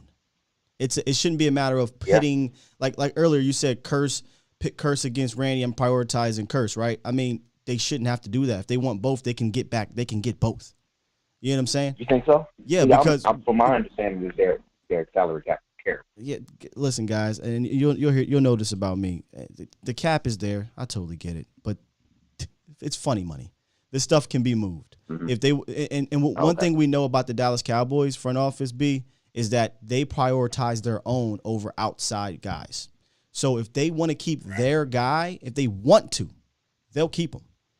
It's a matter of do you believe that person is valuable enough to this team to keep? Again, initially, I said Curse and Randy without a doubt, right? Curse and Randy. Those are the top two dudes. And then I said Dorrance because I think you still need depth right at the position and you can get them for cheap and things like that. You would think you can get them for cheap. But if we're gonna pit a bunch of players against each other, that'd be a fun conversation to have. But that'd be a different show. I think we can revisit that, right? Like we could do a this or that, a either or. You know what I mean? That'd be fun. I'm down for a conversation like that. I just don't want to do it right now because there's 21 free agents, and we can do that. I mean, it's something you just sparked an idea. We can do that and figure out who we value more. And I hope we can. I'm just saying, like, my point is, I'm not letting Curse out. I've seen what this team is like without a safety, bro. Without I'm with you, safety. Bro. Curse to me is number. If we're doing a number one, I'll give you this. Curse is my number one. Okay, cool. That's how I feel about it. You know what I'm saying? That's how I feel about it. I'm not letting him out the door. I don't know what it's gonna cost to keep him though. When you sign a guy on a minimum deal, do you go from a minimum deal your first year and starting to a $10 million payday? $10 million. Woo, I believe that'd be top 10 money for him then. I'm just saying because you remember, I'm gonna go back a little bit and then I'm gonna let you go. You remember when the Cowboys signed Ken Hamlin back in that 06 or 2000? Yeah, that was when Jerry was running the ship with those contracts. But yeah. But was Parcells there? No, that was Wade Phillips here, I think. But they signed this man to a $2 million 1-year deal. He parlayed that into a 6-year, $40 million contract. That's when Jerry was drunk. Jerry was drunk. Jerry was signing Miles Austin, Marion Barber, Jay Ratliff, Ken Hamlin. He was just signing his own. Everybody got paid. Ridiculous contracts that came back to bite him in the ass. Yeah, bite him in the ass, bro. And I hope I don't want to make this sound like that, man. I want everybody to get their bread, but I don't know if I'm going from a minimum contract and paying you $10 million. I don't know. I don't. That would be a tough one for me to swallow. But hey, that's just something you got to think about. Are you willing to pay Curse $10 million not to let him walk out the door? Because all it takes is one team to bid against you that has an obscene amount of cap money. All it takes is one. 10's pretty high. $10 million. 10's pretty high if that's the number you're going with. I don't know what his market value is. Once we get into the cap stuff, I'll try to find that. I got my guy Katie Drummond's a great cap guy.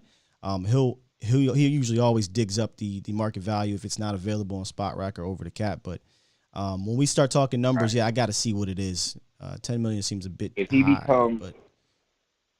If he becomes a Pro Bowl alternate, which something tells me he's gonna find his way in the Pro Bowl. Something just tells me, and if that happens, you're gonna see that $10 million price. Yeah, he's gonna try to get the bag. And I don't blame him. Try and get it. That is on my resume.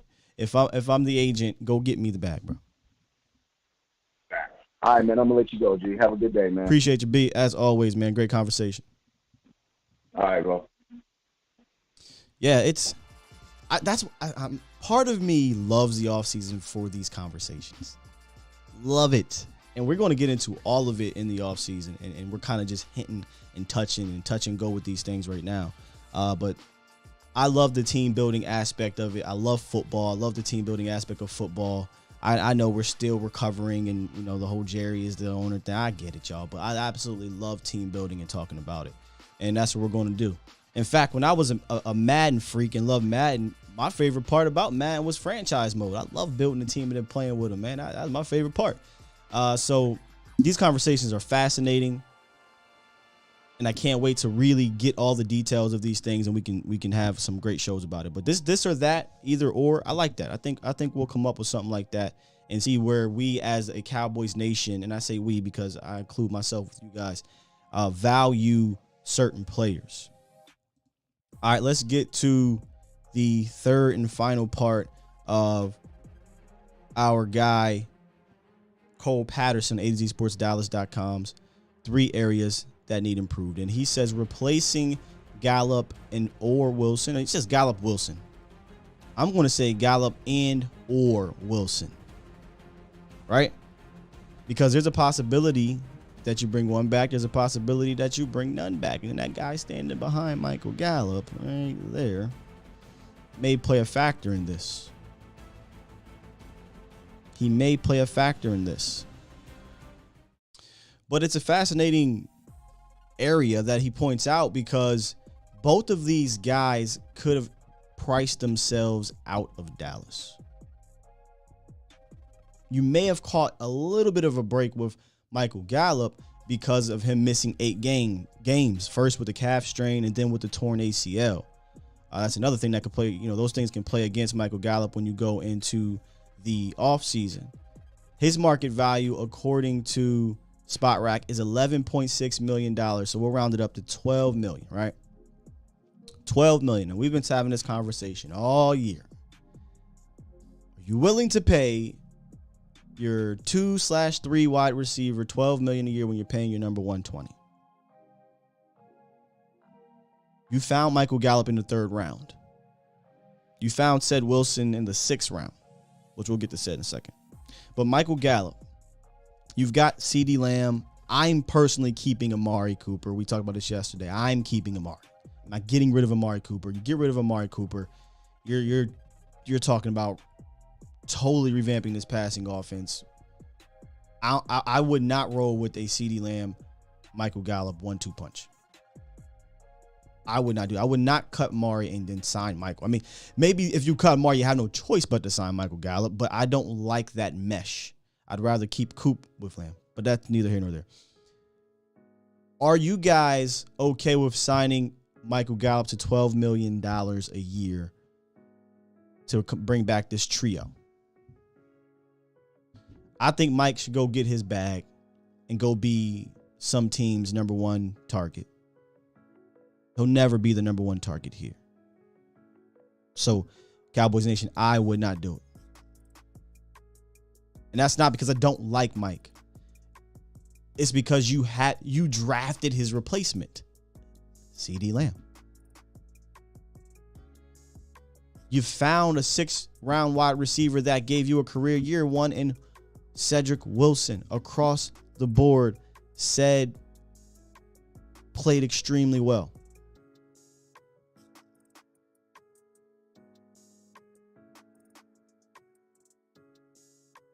So I would have faith in Will McClay. I would have faith in my personnel department to find me a wide receiver 3, right?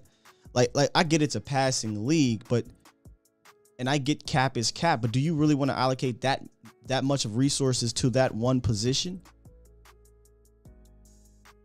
I don't think I would. What you got to say? Gallup looks like a Packer. Oh yeah, that'd be tough.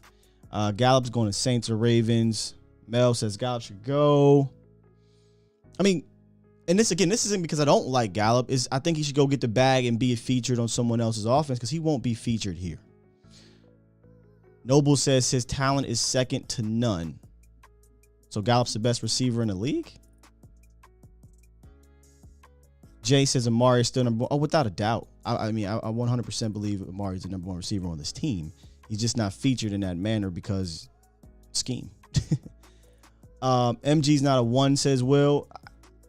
Probably not, but teams can juju him. You know what I mean? Juju wasn't a 1.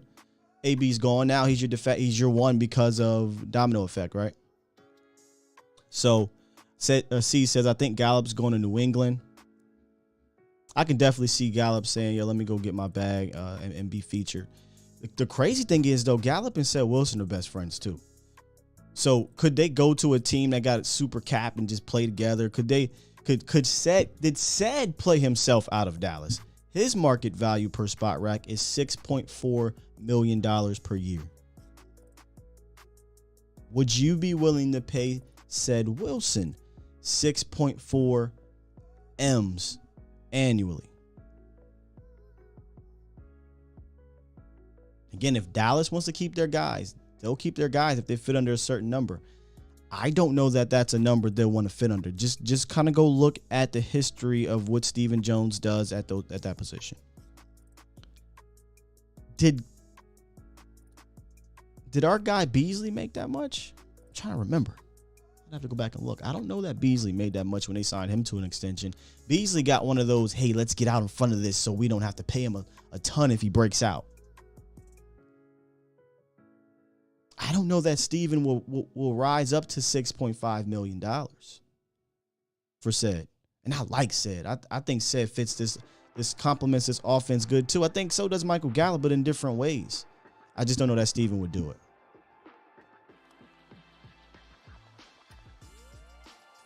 All right, I got Vicente. What's up, brother? Hey, how you doing, Sky? I'm good, man. How you? How you doing today? Pretty good, pretty good. Hey, I was hearing all the people talking about, like, they want to blow up the team. Oh. Like, what's going on? Yeah, I don't know. I want to keep Amari Cooper. That's the first thing of all. I think the Cowboys could restructure the deal. They could manipulate that cap. We all know that salary cap. It's just a number, you know. It's not. It's oh yeah, else. they can move the money. That's why I don't get too caught up in it in regards to having the actual dollars. Where I try to focus my attention to is Steven's mentality on the cap and how he operates around it in regards to free agency. It can be work to get who you want, but Steven has a way he works with it. So that's how I kind of put my mind at. Yeah, and I want Amari. Gallup, yeah, you know, he. I think if we keep Gallup, he's just gonna make it more difficult on CD Lamb, because CD Lamb wants his position. You know, he wants to play where Gallup plays. So I think they gotta look at that, and they're just gonna part ways with Michael Gallup, and it's gonna happen.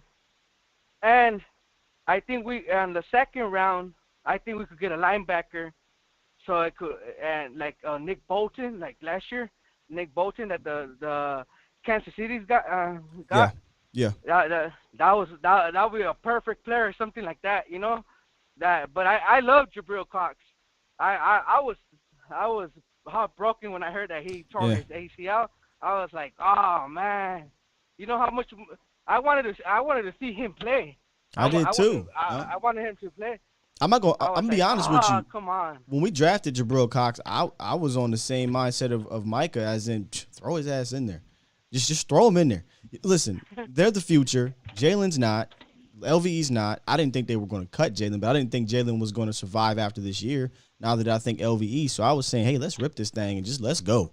Let's Jabril Cox, Micah Parsons, and let's let them get their feet wet and get their bumps out early, and let's rock towards the end of the year. But they decided to roll with LVE, the Jalen combination, instead.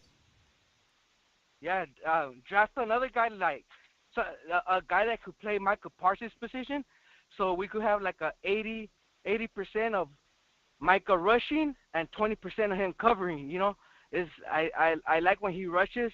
Like they don't know when he's coming, so that's like perfect for Micah. You know, yeah. It just seems like a perfect situation for him, and that's something I'm looking forward to next year, and see if he could even get better doing it. Yeah, I don't.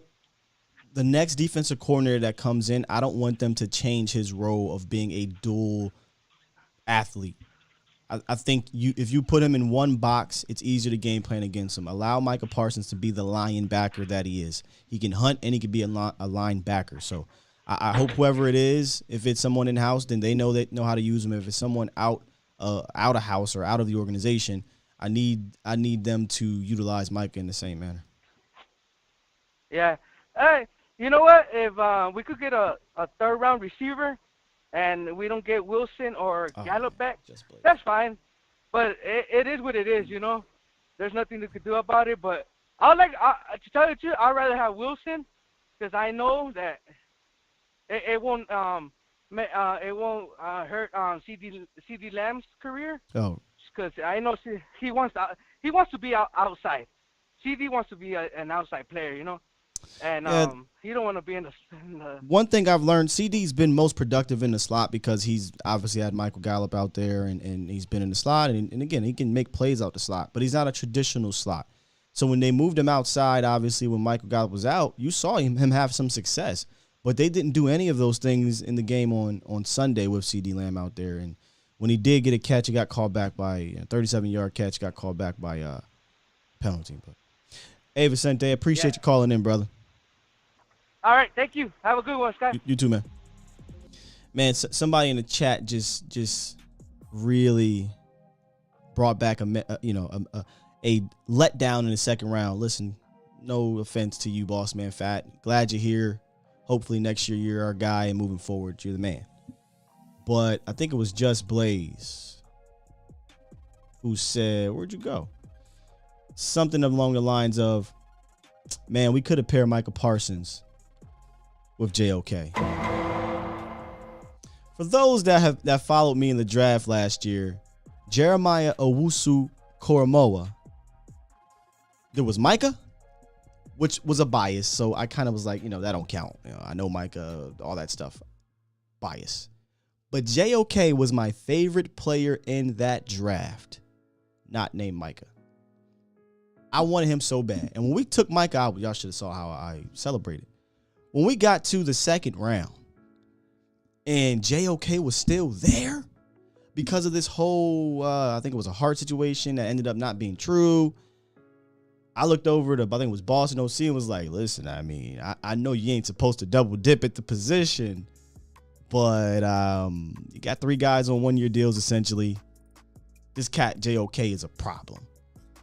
He different, and if I could get him and Micah together, as much as we love Jabril Cox, you guys would have loved Jeremiah Owusu-Koramoah. For those that aren't into the draft, if you don't know who he is, you're not watching the Browns, that's fair.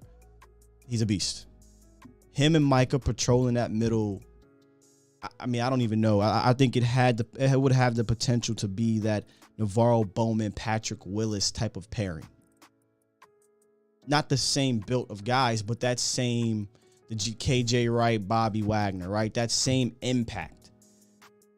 Man, that JOK, man, that one hurt. You kind of got me on that one. That one hurt. Yeah, Bolton was there too. Bolton. In fact, when I had, who was it, Jeff Kavanaugh on, we did our top linebackers. For me, it was Micah, JOK, Nick. For him, it was Nick, Bolton, Micah, and then I think JOK, Nick, Bolton, Micah. I think that's how Jeff Kavanaugh had it. So yeah, if Nick had been the pick too, I'd have been elated with that pick. But I was enamored with the versatility of Jeremiah. Oh man, guys, if y'all go back and watch his stuff in college, just a fantastic player, man. But anyway, it was a good draft for the Cowboys, so I ain't tripping. All right, man, let's get to a few more of these callers here, and we'll rock out for the rest of the day. Let's get to 571. I need to save it. 571, what it do? Hey, Scott, yeah, I definitely agree. That receiver position is something I probably would try to draft and just move on. Say again. I couldn't understand you, buddy. Oh, sorry. Oh, I heard you were talking about receivers. Oh, yeah. Yeah, it's easier to replace in this offense. Somebody who's going to be more of the fourth look far as like passing options and like then potentially like one of your defensive guys. Yeah, and receivers are coming out the NFL more NFL ready than ever before, and the rules allow them to be. So I'm good with if you want to replace one of those two guys, do it in the draft, or hey, see what Semi got year 2. Right, and that's the other thing that just looking like as far as like if you wanted to build like a franchise, so you can't really give Cedric Wilson or Michael Gallup like a 3 to 4 year deal. At least as far as like with Gallup, sorry, he's been having like a couple of years of banging up his knee. Yeah, that's the other thing that we haven't really talked about in regards to Gallup. I think it's 3 years out of his career he's missed multiple games. In 2 of those years he's missed more than 2 or 3 games. So, he's got a little injury history lingering over his head too. Yeah, and I can't see a way you can't at least think about drafting a safety, at least a safety. Brother, again, I don't know if you're new here. If you are, welcome. Appreciate you. But I've been calling for the Cowboys to draft a safety for years. I'm at the point now they just ain't going to do it until day 3. They don't value the position enough. And when they do, I will have a personal party. I've been talking about this for years. They have not drafted a true safety since Roy Williams. It's no joke. Byron Jones don't count. Byron Jones is the cornerback. And I'm talking about in the first round. I'm talking about in the first round. And the only safety, now I use the word true, the only safety that they drafted above the 4th round of the draft was a converted running back named J.J. Wilcox. They took him in the 3rd round out of, Southern Georgia or something like that. Other than that, it was a bunch of 4th round guys, 5th round guys, 6th round guys. They wanted to make it work. They don't value the position. And I, for the life of me, I don't understand in a league that throws the ball more often how you don't value a position that can help you get some takeaways there or stop the pass. It's maddening. Well, and I get where you're coming from because one thing, KZ, he might be a starter in this league because when there's just not many guys who can play on the roof. No, KZ, I'm done. Thank you. You came in, you held it down for a year, but you are what you are. You reached your ceiling a long time ago. Yeah. Oh, I was wondering, would you be upset if we would have taken off the lineman round 1? Absolutely not. Again, this is all raw. This is all. I didn't dive into anything yet, and we'll have detailed talks about this. But offensive lineman is right at the top of the list of needs via draft, free agency, whatever the hell you want to do. It's right there. So if they took one in round 1, I would not be complaining at all. We need to start the process of overturning and overhauling this O-line.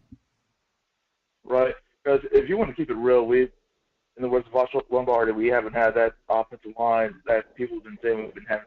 No, it was a lazy take because it was easy. People look at the names of the Dallas Cowboys far too often and assume that this is what it is from 5 years ago instead of actually watching and realizing, this line ain't what it was. You know what I mean? Right. And the other reason why I'm also saying that because if you want to make another run at it, when you go in the playoffs, you're going to have teams like, I'd say the 49ers, the Packers, the Bills. These are teams that have built their defensive line. Well, I think Dallas is doing that though, right? You got. Yeah, right. I think Dallas is doing that, but the reason why I want to draft an offensive lineman is to at least help combat. I thought you were saying you want Dallas to build a defensive line. D-line. I think they're getting to the point of they understand the priority. Yeah, and maybe opposed to drafting another one. Yeah, it needs an overhaul, man. Hey, appreciate the call, brother. Let me get to some more callers here, all right? No problem. Thank you, man. Let's get to 469. What's up, 469? What up, Scott? This is Animal, man. Animal, Animal and Hawk from Legion of Doom? Animal, man. Animal, yeah. I just got a few points, bro, and I'm not trying to repeat points that you probably already heard for the 1,000th time. Hey, man, it's cool. I get it. But yeah, man, I think really where we need to start at with this organization is, I know everybody says the front office, but I actually think it needs to start with the fans, man, because the front office actually manipulate the fans to determine who plays on Sunday and also who they keep. There's been plenty of players that kind of pitted us against each other to kind of justify why they had to release them, like Byron Jones. Oh, they do play that media game very well. They do that, yeah. Yeah, and they kind of tried to play it with Dak a little bit, but Dak didn't take the bait, so he didn't go out against the organization or anything like that. So I think like us as fans, we need to stop being so divided on our team, because what I've noticed is when we do, and it's on rare occasions, come together, shit change. Like the whole Coop thing, when Coop was not getting targets and everybody was saying, yeah, Coop needs more targets, Coop needs more targets. What happened the next week? Coop got more targets. I don't know what happened after that, but that's why I feel like that if we really want some change, we need to stop being so divided as a fan base. And we need to really put the pressure on the front office to kind of keep players that we want, that we know and we see, kind of bring the mentality of the culture that we want for this team, instead of, a bunch of yes guys. Because they kept Sean Lee, and Whitney retired, and he was able to come back and play again and retire again. Like they keep the players that they feel like fit their organization, but also has a good kind of like relationship with the public as well. So I think that's one of the things that we need to change for next season, kind of get more on that level of being more, combining the effort of who we want to be on this team. The other thing is, and I'm just gonna run off these, and you can just talk after I hang up, bro. The other thing is, I think that, and also to the first point, we need to stop going at these coaches so hard. I know everybody hates Kellen Moore right now, and Mike McCarthy, and everybody loves Dan Quinn. But it's almost like when you come to Dallas, it's like you're guilty. I know that what's the saying? You guilty until proven innocent. That's how I kind of feel like we treat our players and coaches here, because we're so ready to get rid of them till we don't even give them time to kind of like mature and grow in the role. And as a head coach or any person in any job, if you know that coach, or if you know that you don't want to be there, but your coworkers don't want you there too, like everybody don't want you there, that's kind of gonna put that thought in your head, like, why should I work hard for this company, or why should I do more for this company? Like, I want to get the fuck up out of here. Excuse my language, I'm sorry, but that's how I feel like even Kellen. That's how I feel like Kellen Moore is right now. He's like, we've been trying to get Kellen Moore up out of this thing for 3 years, and he only been an OC for 2.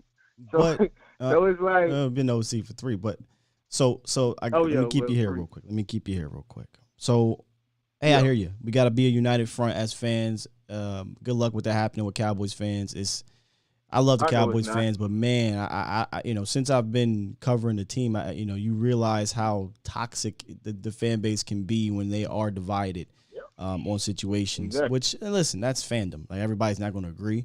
But I don't know that you can say on one hand we should be on a united front on certain things because it works, like you said, right? The Cooper stuff. But then on the other hand, say, oh, we can't be too hard on the coaches. Because if we all get on the united front about Kellen Moore, maybe we do get a change, right? Like, I know you want to. I don't know if you want to keep Kellen Moore, but it sounds like you do. I know you want to give people time and things like that, but I mean, he's been the offensive coordinator for 3 years, and I get it's had some success, but I think there's an underlining consistency that's been happening there against good defenses and good opponents. It has come up short. The offense has come up short. Well, let me say this: Kellen Moore can go. I don't really care for Kellen Moore like that, because I don't like the way he got his position anyways. So he didn't really earn his position in my eyes. He was almost like gifted that position. He absolutely did not earn that. You're right, 100%. Exactly. Even with Jason Garrett, I can say Jason Garrett was a coach. I think he was a coach somewhere else I think he was a coach somewhere else Bro. before he became a QB coach or whatever. Jason But- Garrett and Kellen Moore's resumes are almost identical. Only thing that didn't happen was that's my point. Kellen Moore was a quarterback's coach right out of retirement. The next year, he became an offensive coordinator. Jason Garrett, right out of retirement, became a quarterback's coach in Miami. The next year, he became the de facto head coach, right? Then he became an offensive coordinator for, 3 years, y'all? 07, 08, 09, 3.5 years, and then took over as head coach. They're very similar. Yeah, I just hope it don't end the same way. Exactly. So so that's why I agree. Like everybody's on the I think the organization got it right with Kellen Moore. We need to just go ahead and cut our ties with him. Do I think they're going to do that? No, I don't think, because if Jerry cuts ties with Kellen, then that's basically Jerry saying that I was wrong, and we all know that he doesn't like to admit that he's wrong about anything. So but I'm just saying in the future, I don't want a new coach to come in here and then like Brian or whatever, and then the whole fan base is like, oh, man, no, I don't like this coach. We need to go ahead and get rid of him, because nothing's never going to change. We're never going to develop a culture if we're always doing this whole rotating doors with coaches and DCs and OCs and stuff.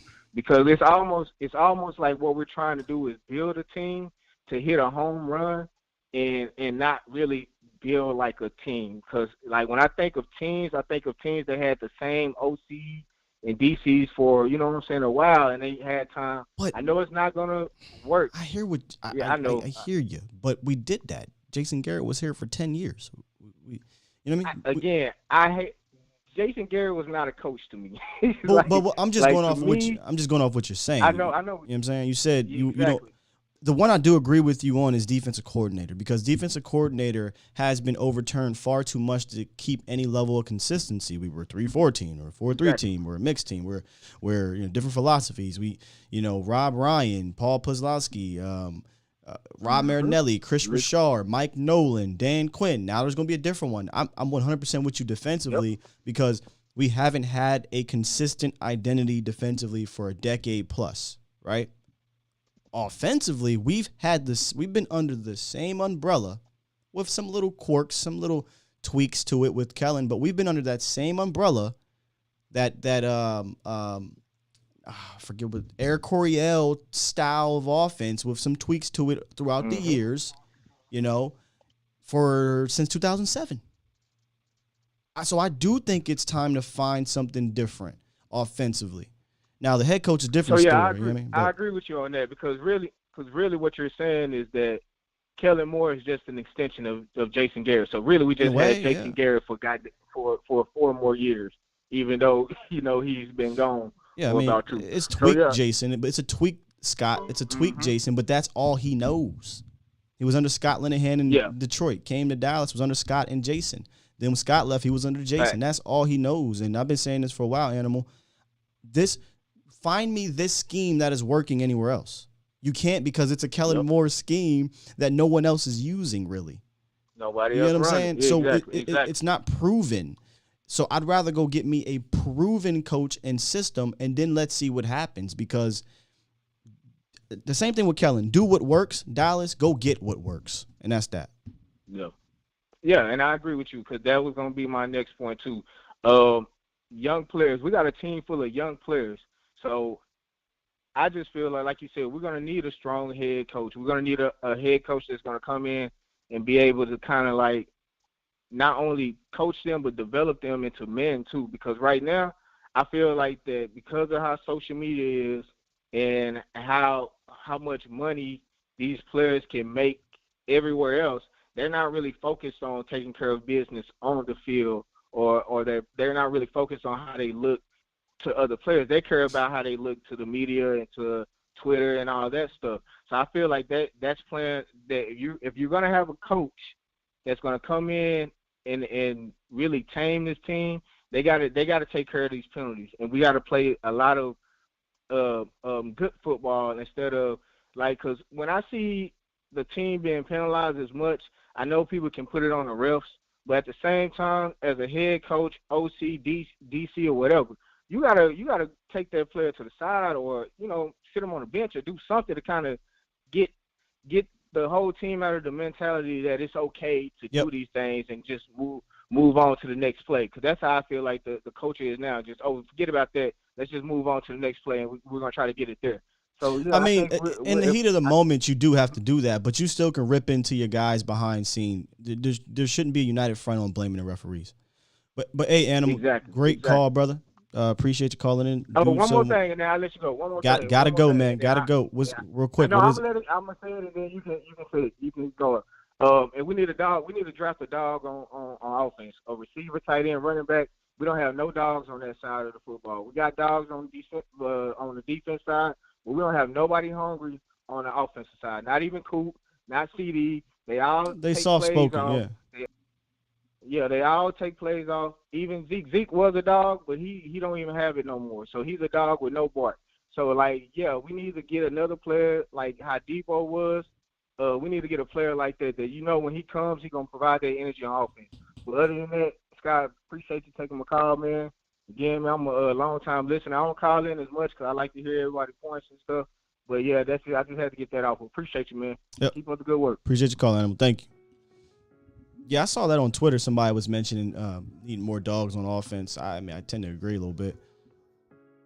Also, I think your mentality is built from the top down. It's built from the top down. So, when you are quote unquote a soft finesse offense and you come out and play that way, everybody's going to adapt to that. You're going to adapt to that. But if you come out and you're a hard-nosed football team offensively, then you'll take that. You'll take that approach. All right, man, we got to fly through these calls or I'll be here forever. Got 3 more left. What's up, Reek? What's going on? Get to me. Got to fly through. I know. Hey. But, yeah, man, it was good, Cowboy Nation. Sky. My thing is this, man.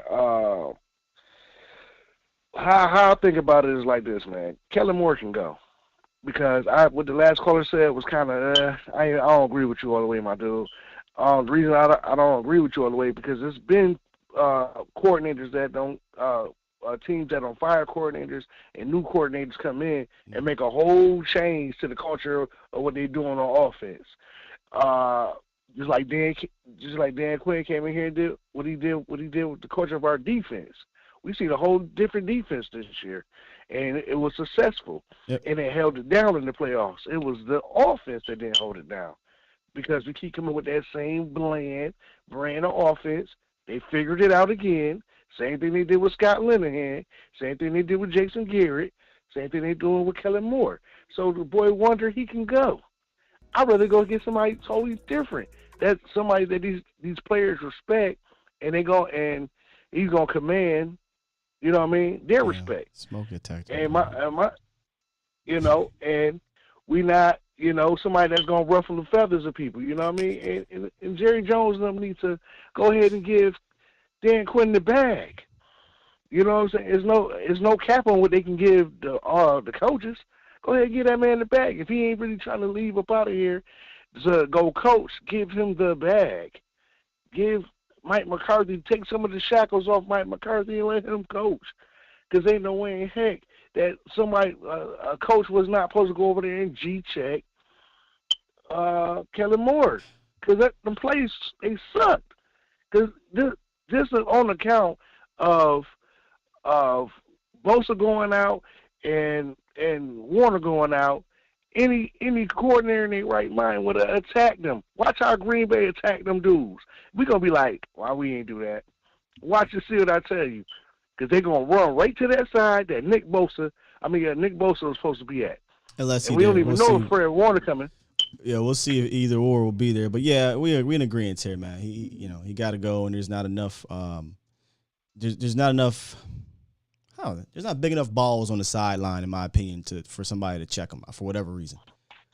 Yeah, because of Jerry Jones. It's Jerry. Yeah, you know what? That is the Jerry reason. We said that, right? We talked about when Mike McCarthy got hired, they pretty much cut him off and, emasculated him, and he couldn't really do what he really wanted to do. But yeah. Hey, Rick, I know. Appreciate the call. All right, now. Yeah, just bro. All right. I promise you, you need to get that dang thing fixed. I don't think you changed the batteries, bro. I don't think. Yeah, you did whatever, it. man. I don't think you did it. I whatever, listen. man. I need you to be safe. I don't feel safe with that thing beeping right there. Hey, man, I'm good, man. All right. All right, Rick, man, you be safe, bro. All right, man. All right, you too. Peace. Come on, man, Rick. I don't wanna get no text, and they be like, yo, man, Rick's crib. We need to go fund me, man. That motherfucker went up in flames, and I'm gonna be sitting here like I told him to get it fixed. Now that's my guy. We got two more, man. We got Dave and then 318. What's up, Dave? Young Jedi, my guy, what's good? What's good, man? Long time no see. How you doing? Yes, sir. Yes, sir. It's been disheartening, man. It really hurts, you know? Yeah. You know, the one thing is, like, for years, our offense has been good. It's been great, even. And the fact of the matter that we got our defense and our offense on both sides at a great level, and the fact that we lost Sunday like we did, you know, it was just Kellen Moore. You know, we should have seen it. You could see the signs during the regular season. He didn't. You know, we were struggling offensively. We were struggling. Defense was coming to play, lights out, and we weren't offensively doing what we needed to do. And it wasn't. And then you gave him a pass to say Kellen was saving for the playoffs. Saving for the playoffs. That was and the fact of the matter is, that's embarrassing, man. That we thought that he was going to save it, and he came out, and that was the game plan. I don't think he was saving it for us, Dave. I think he was saving it for his next team. That's the most likelihood what it is, yeah, because he's probably saying for the next team. If we, you know, I hope that we're able to finagle the cap where we keep most of our players, and I hope that we're able to keep our wide receiver corps, because I think Dak, even in terms of the offensive line, you were saying earlier, you wouldn't be upset at cutting Ty Smith. I look at it this way: 80% Ty Smith, and even though he's not available for 17 games, 80% Ty Smith is better than 100% most offensive linemen in the league, in my opinion. No, I I kind of feel that way too. Yeah. And one other thing, man, it's the fact that the shuffling of the offensive line, it was decent, and you got to look at it. If we were predictable in a sense, because if they knew we were going to pass, we were passing. Zeke wasn't affected; he was playing with an injury, but that's even that we had TP. But the fact of the matter is, you knew what we were going to do. That reminds me of when we would play San Diego years ago, where they were calling out what we were going to do pre-snap. And, I think there was the predictability where they knew where the play calling. So, ultimately, man, yeah, you're right. Ultimately, man, Kellen goes, great, like McCauley, and I hope that, Dan DQ stays, because that what he did with our defense, where we was bottom feeders of the league last year, and the year before, and what we are when we were top 10. I hope we just keep everything intact. Sign the important players that we need to sign. That's one thing. And going back to a point you were saying, this is it, Scott. Yep, gotta wrap it up. Jerry Jones. He actually, when G. Ware was here, he was playing players. He was playing the players. He putting a whole lot of money in one player. And now he's trying to divide it amongst everybody. We're a better team. And I just hope, we get it all, again, we get all a lot of free agents and we get players in here and quest for that number 6, man. Indeed. Thanks, guys. Salute. I appreciate you taking my call, buddy. God bless you, man. Appreciate you, Dave. Thank you. I wanted to get at one of these Here you go. Jay Lombardi. I love what Jay just said here. John Kitna and Mark Colombo's credit went all to Kellen Moore. Dang. It do feel that way, Jay. It do feel that way. And again, I'm not going to go through. I had a theory with Scott Linehan before, and maybe one day ain't going to be the day because I'm not going down that rabbit hole right now. Another day I'll explain it. But I feel like Kellen Moore kind of followed that same path, man. And maybe I'll make a video about it. I don't know. I like to talk it out live as opposed to doing a video. But year one, Kellen Moore, 2019, started off hot, then got real stale. We blamed it on who? Jason Garrett. We blamed it on first year being green. Cool. Year two, quarterback goes down, right? Listen, man. You had Ben DiNucci, Garrett Gilbert, Andy Dalton. Can't blame you, Kellen. And he started off hot. Year three, started off hot, tailed off again. This time it tailed off in a worse manner, in my opinion. And this is your third year. You had your quarterback for 16 of the 17 games. You know, you had issues up front. You had issues in and out with the receivers. But when you played the good teams, for the most part, you were good enough to win. But the offense continued to look the same. I mean, this is not a coincidence here. I'm going to show it one more time because this is not a coincidence here. I don't think in any of these games you ran the ball more than 22, 23 times. I know we weren't successful with it, but this, when Tony touches it 4, 7, 10, and 3 times, and, when you're running the ball 12, 13, 16, 18 times against these good teams, good defenses, that is an indictment on the coaching and the game plan. Because you've had multiple opportunities to adjust to that, and you didn't. So,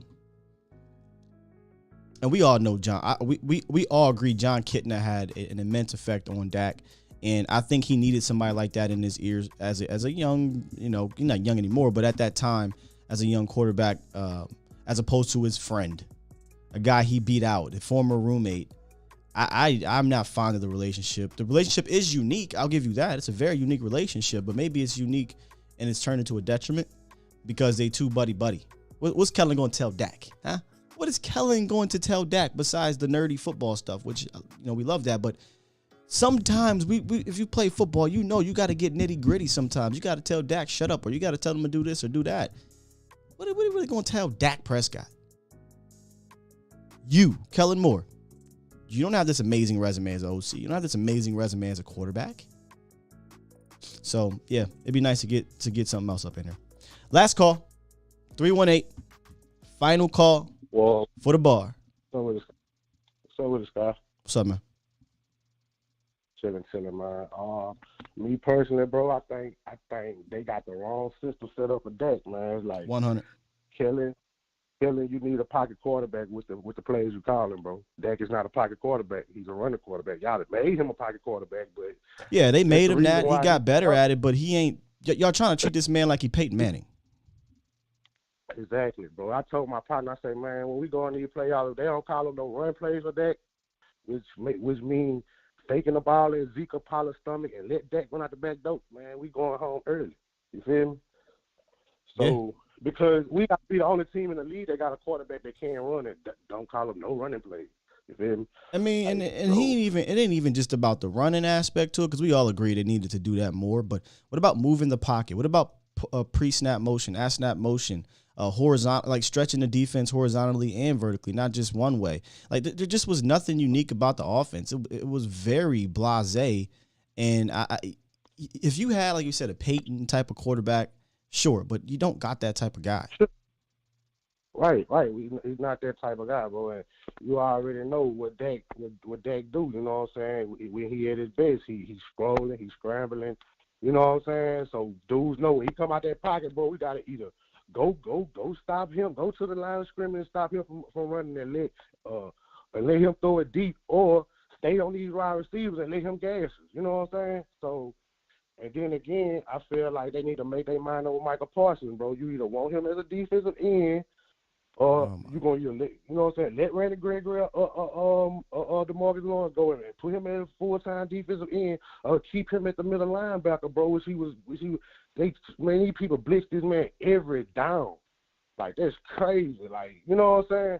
Like, you gotta make your mind know what you want to do with him, bro. That's how I feel. And what I need you to do for me, Sky, is I need you to look deeper in Dak and Cooper relationship. If they into it, what they got. I see him force feeding CD a lot. I understand CD is that dude, but you know what I'm saying? Dak fell in love, like he been force feeding CD a lot, and he kind of got away from Cooper. I don't know if him and Cooper ain't got like they into it or some shit or whatever. But they got to get back. Coop got 10 targets last game. CD only got 3. But there is a disconnect. I think not just with Coop. I think with the receivers in general, because like I said, the scheme is not a deliberate scheme to get your best players the ball. It's a, hey, go make a play, and I just got to find who's open. That's cool, you know, but there's times and there's points in the season and points in the game where it's get the ball to your best players, period, through hell or high water. Right. And I don't think Dak was doing that enough by, having some effort in the system. And I don't think Kellen was doing that enough by calling that up. So, you know, and Coop ain't the type of guy that's going to cause controversy, right? Like, Coop not going to go to Dak and say, yo, listen, bro. That's what we love about Coop. What all you saying here, with all this Kellen, all that, get me the ball. He's not going to do it. These guys are nice guys, you know? Right. You know what I'm saying? That's what I love about Coop, but at the end of the day, like, you got to look at their mentality, too.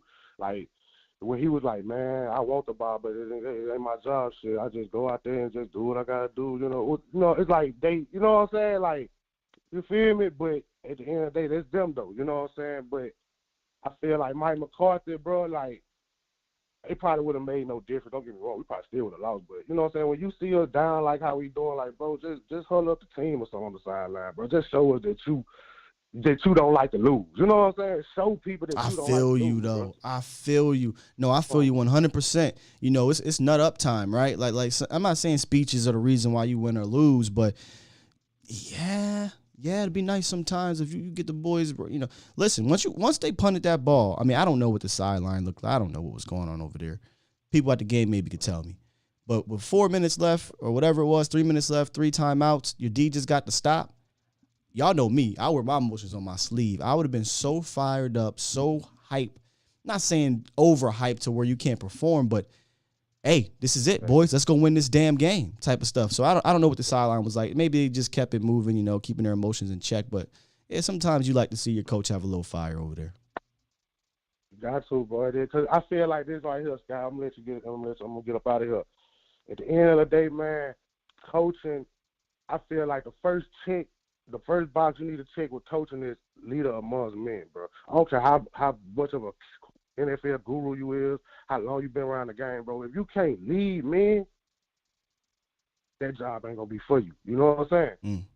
So, and that's easier said than done. Everybody can't do that. You know what I'm saying?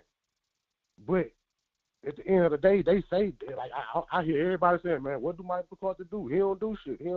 So, man, you should be able to lead. You know what I'm saying? Like, do something. Like, you should be able to do that, bro. You know what I'm saying? No, I feel you.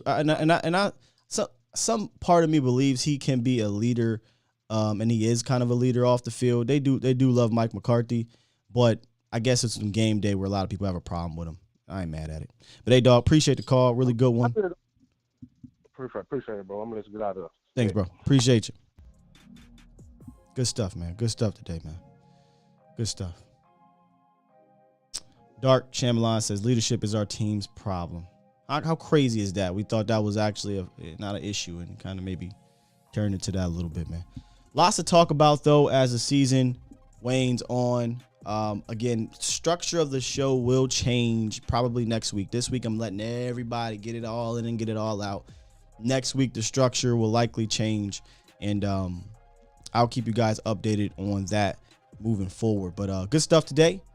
Make sure you guys tune in later tonight for my guy Mauricio Rodriguez. I won't be on primetime tonight. If you missed the show today, y'all know what it is. Hashtag run that thing back. I'll put the audio up on Spotify, Google, Apple, and Anchor. and just continue to keep supporting, man, and keep rocking. I know it's rough. I know it's been a rough go about it since Sunday, but we'll get through it. We'll get over it, and then we'll start moving forward into the off-season stuff. And I think it'll be a good off-season for A to Z. I don't know how you guys are going to feel about, yourselves, but I think we're going to have a good off-season and continue to keep rising in this thing. So with that said, press this button, man. Appreciate you guys joining me today. Enjoy the rest of your Wednesday afternoon. Make sure y'all like and subscribe if you haven't. And tune in later, A to Z Sports, Prime Time with Mo. And check out my guy Cole Patterson's article.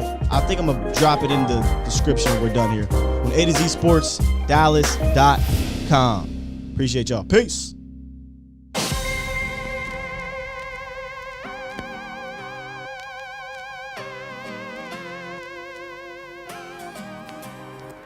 Shout out to Stevie Mac, the Mod God.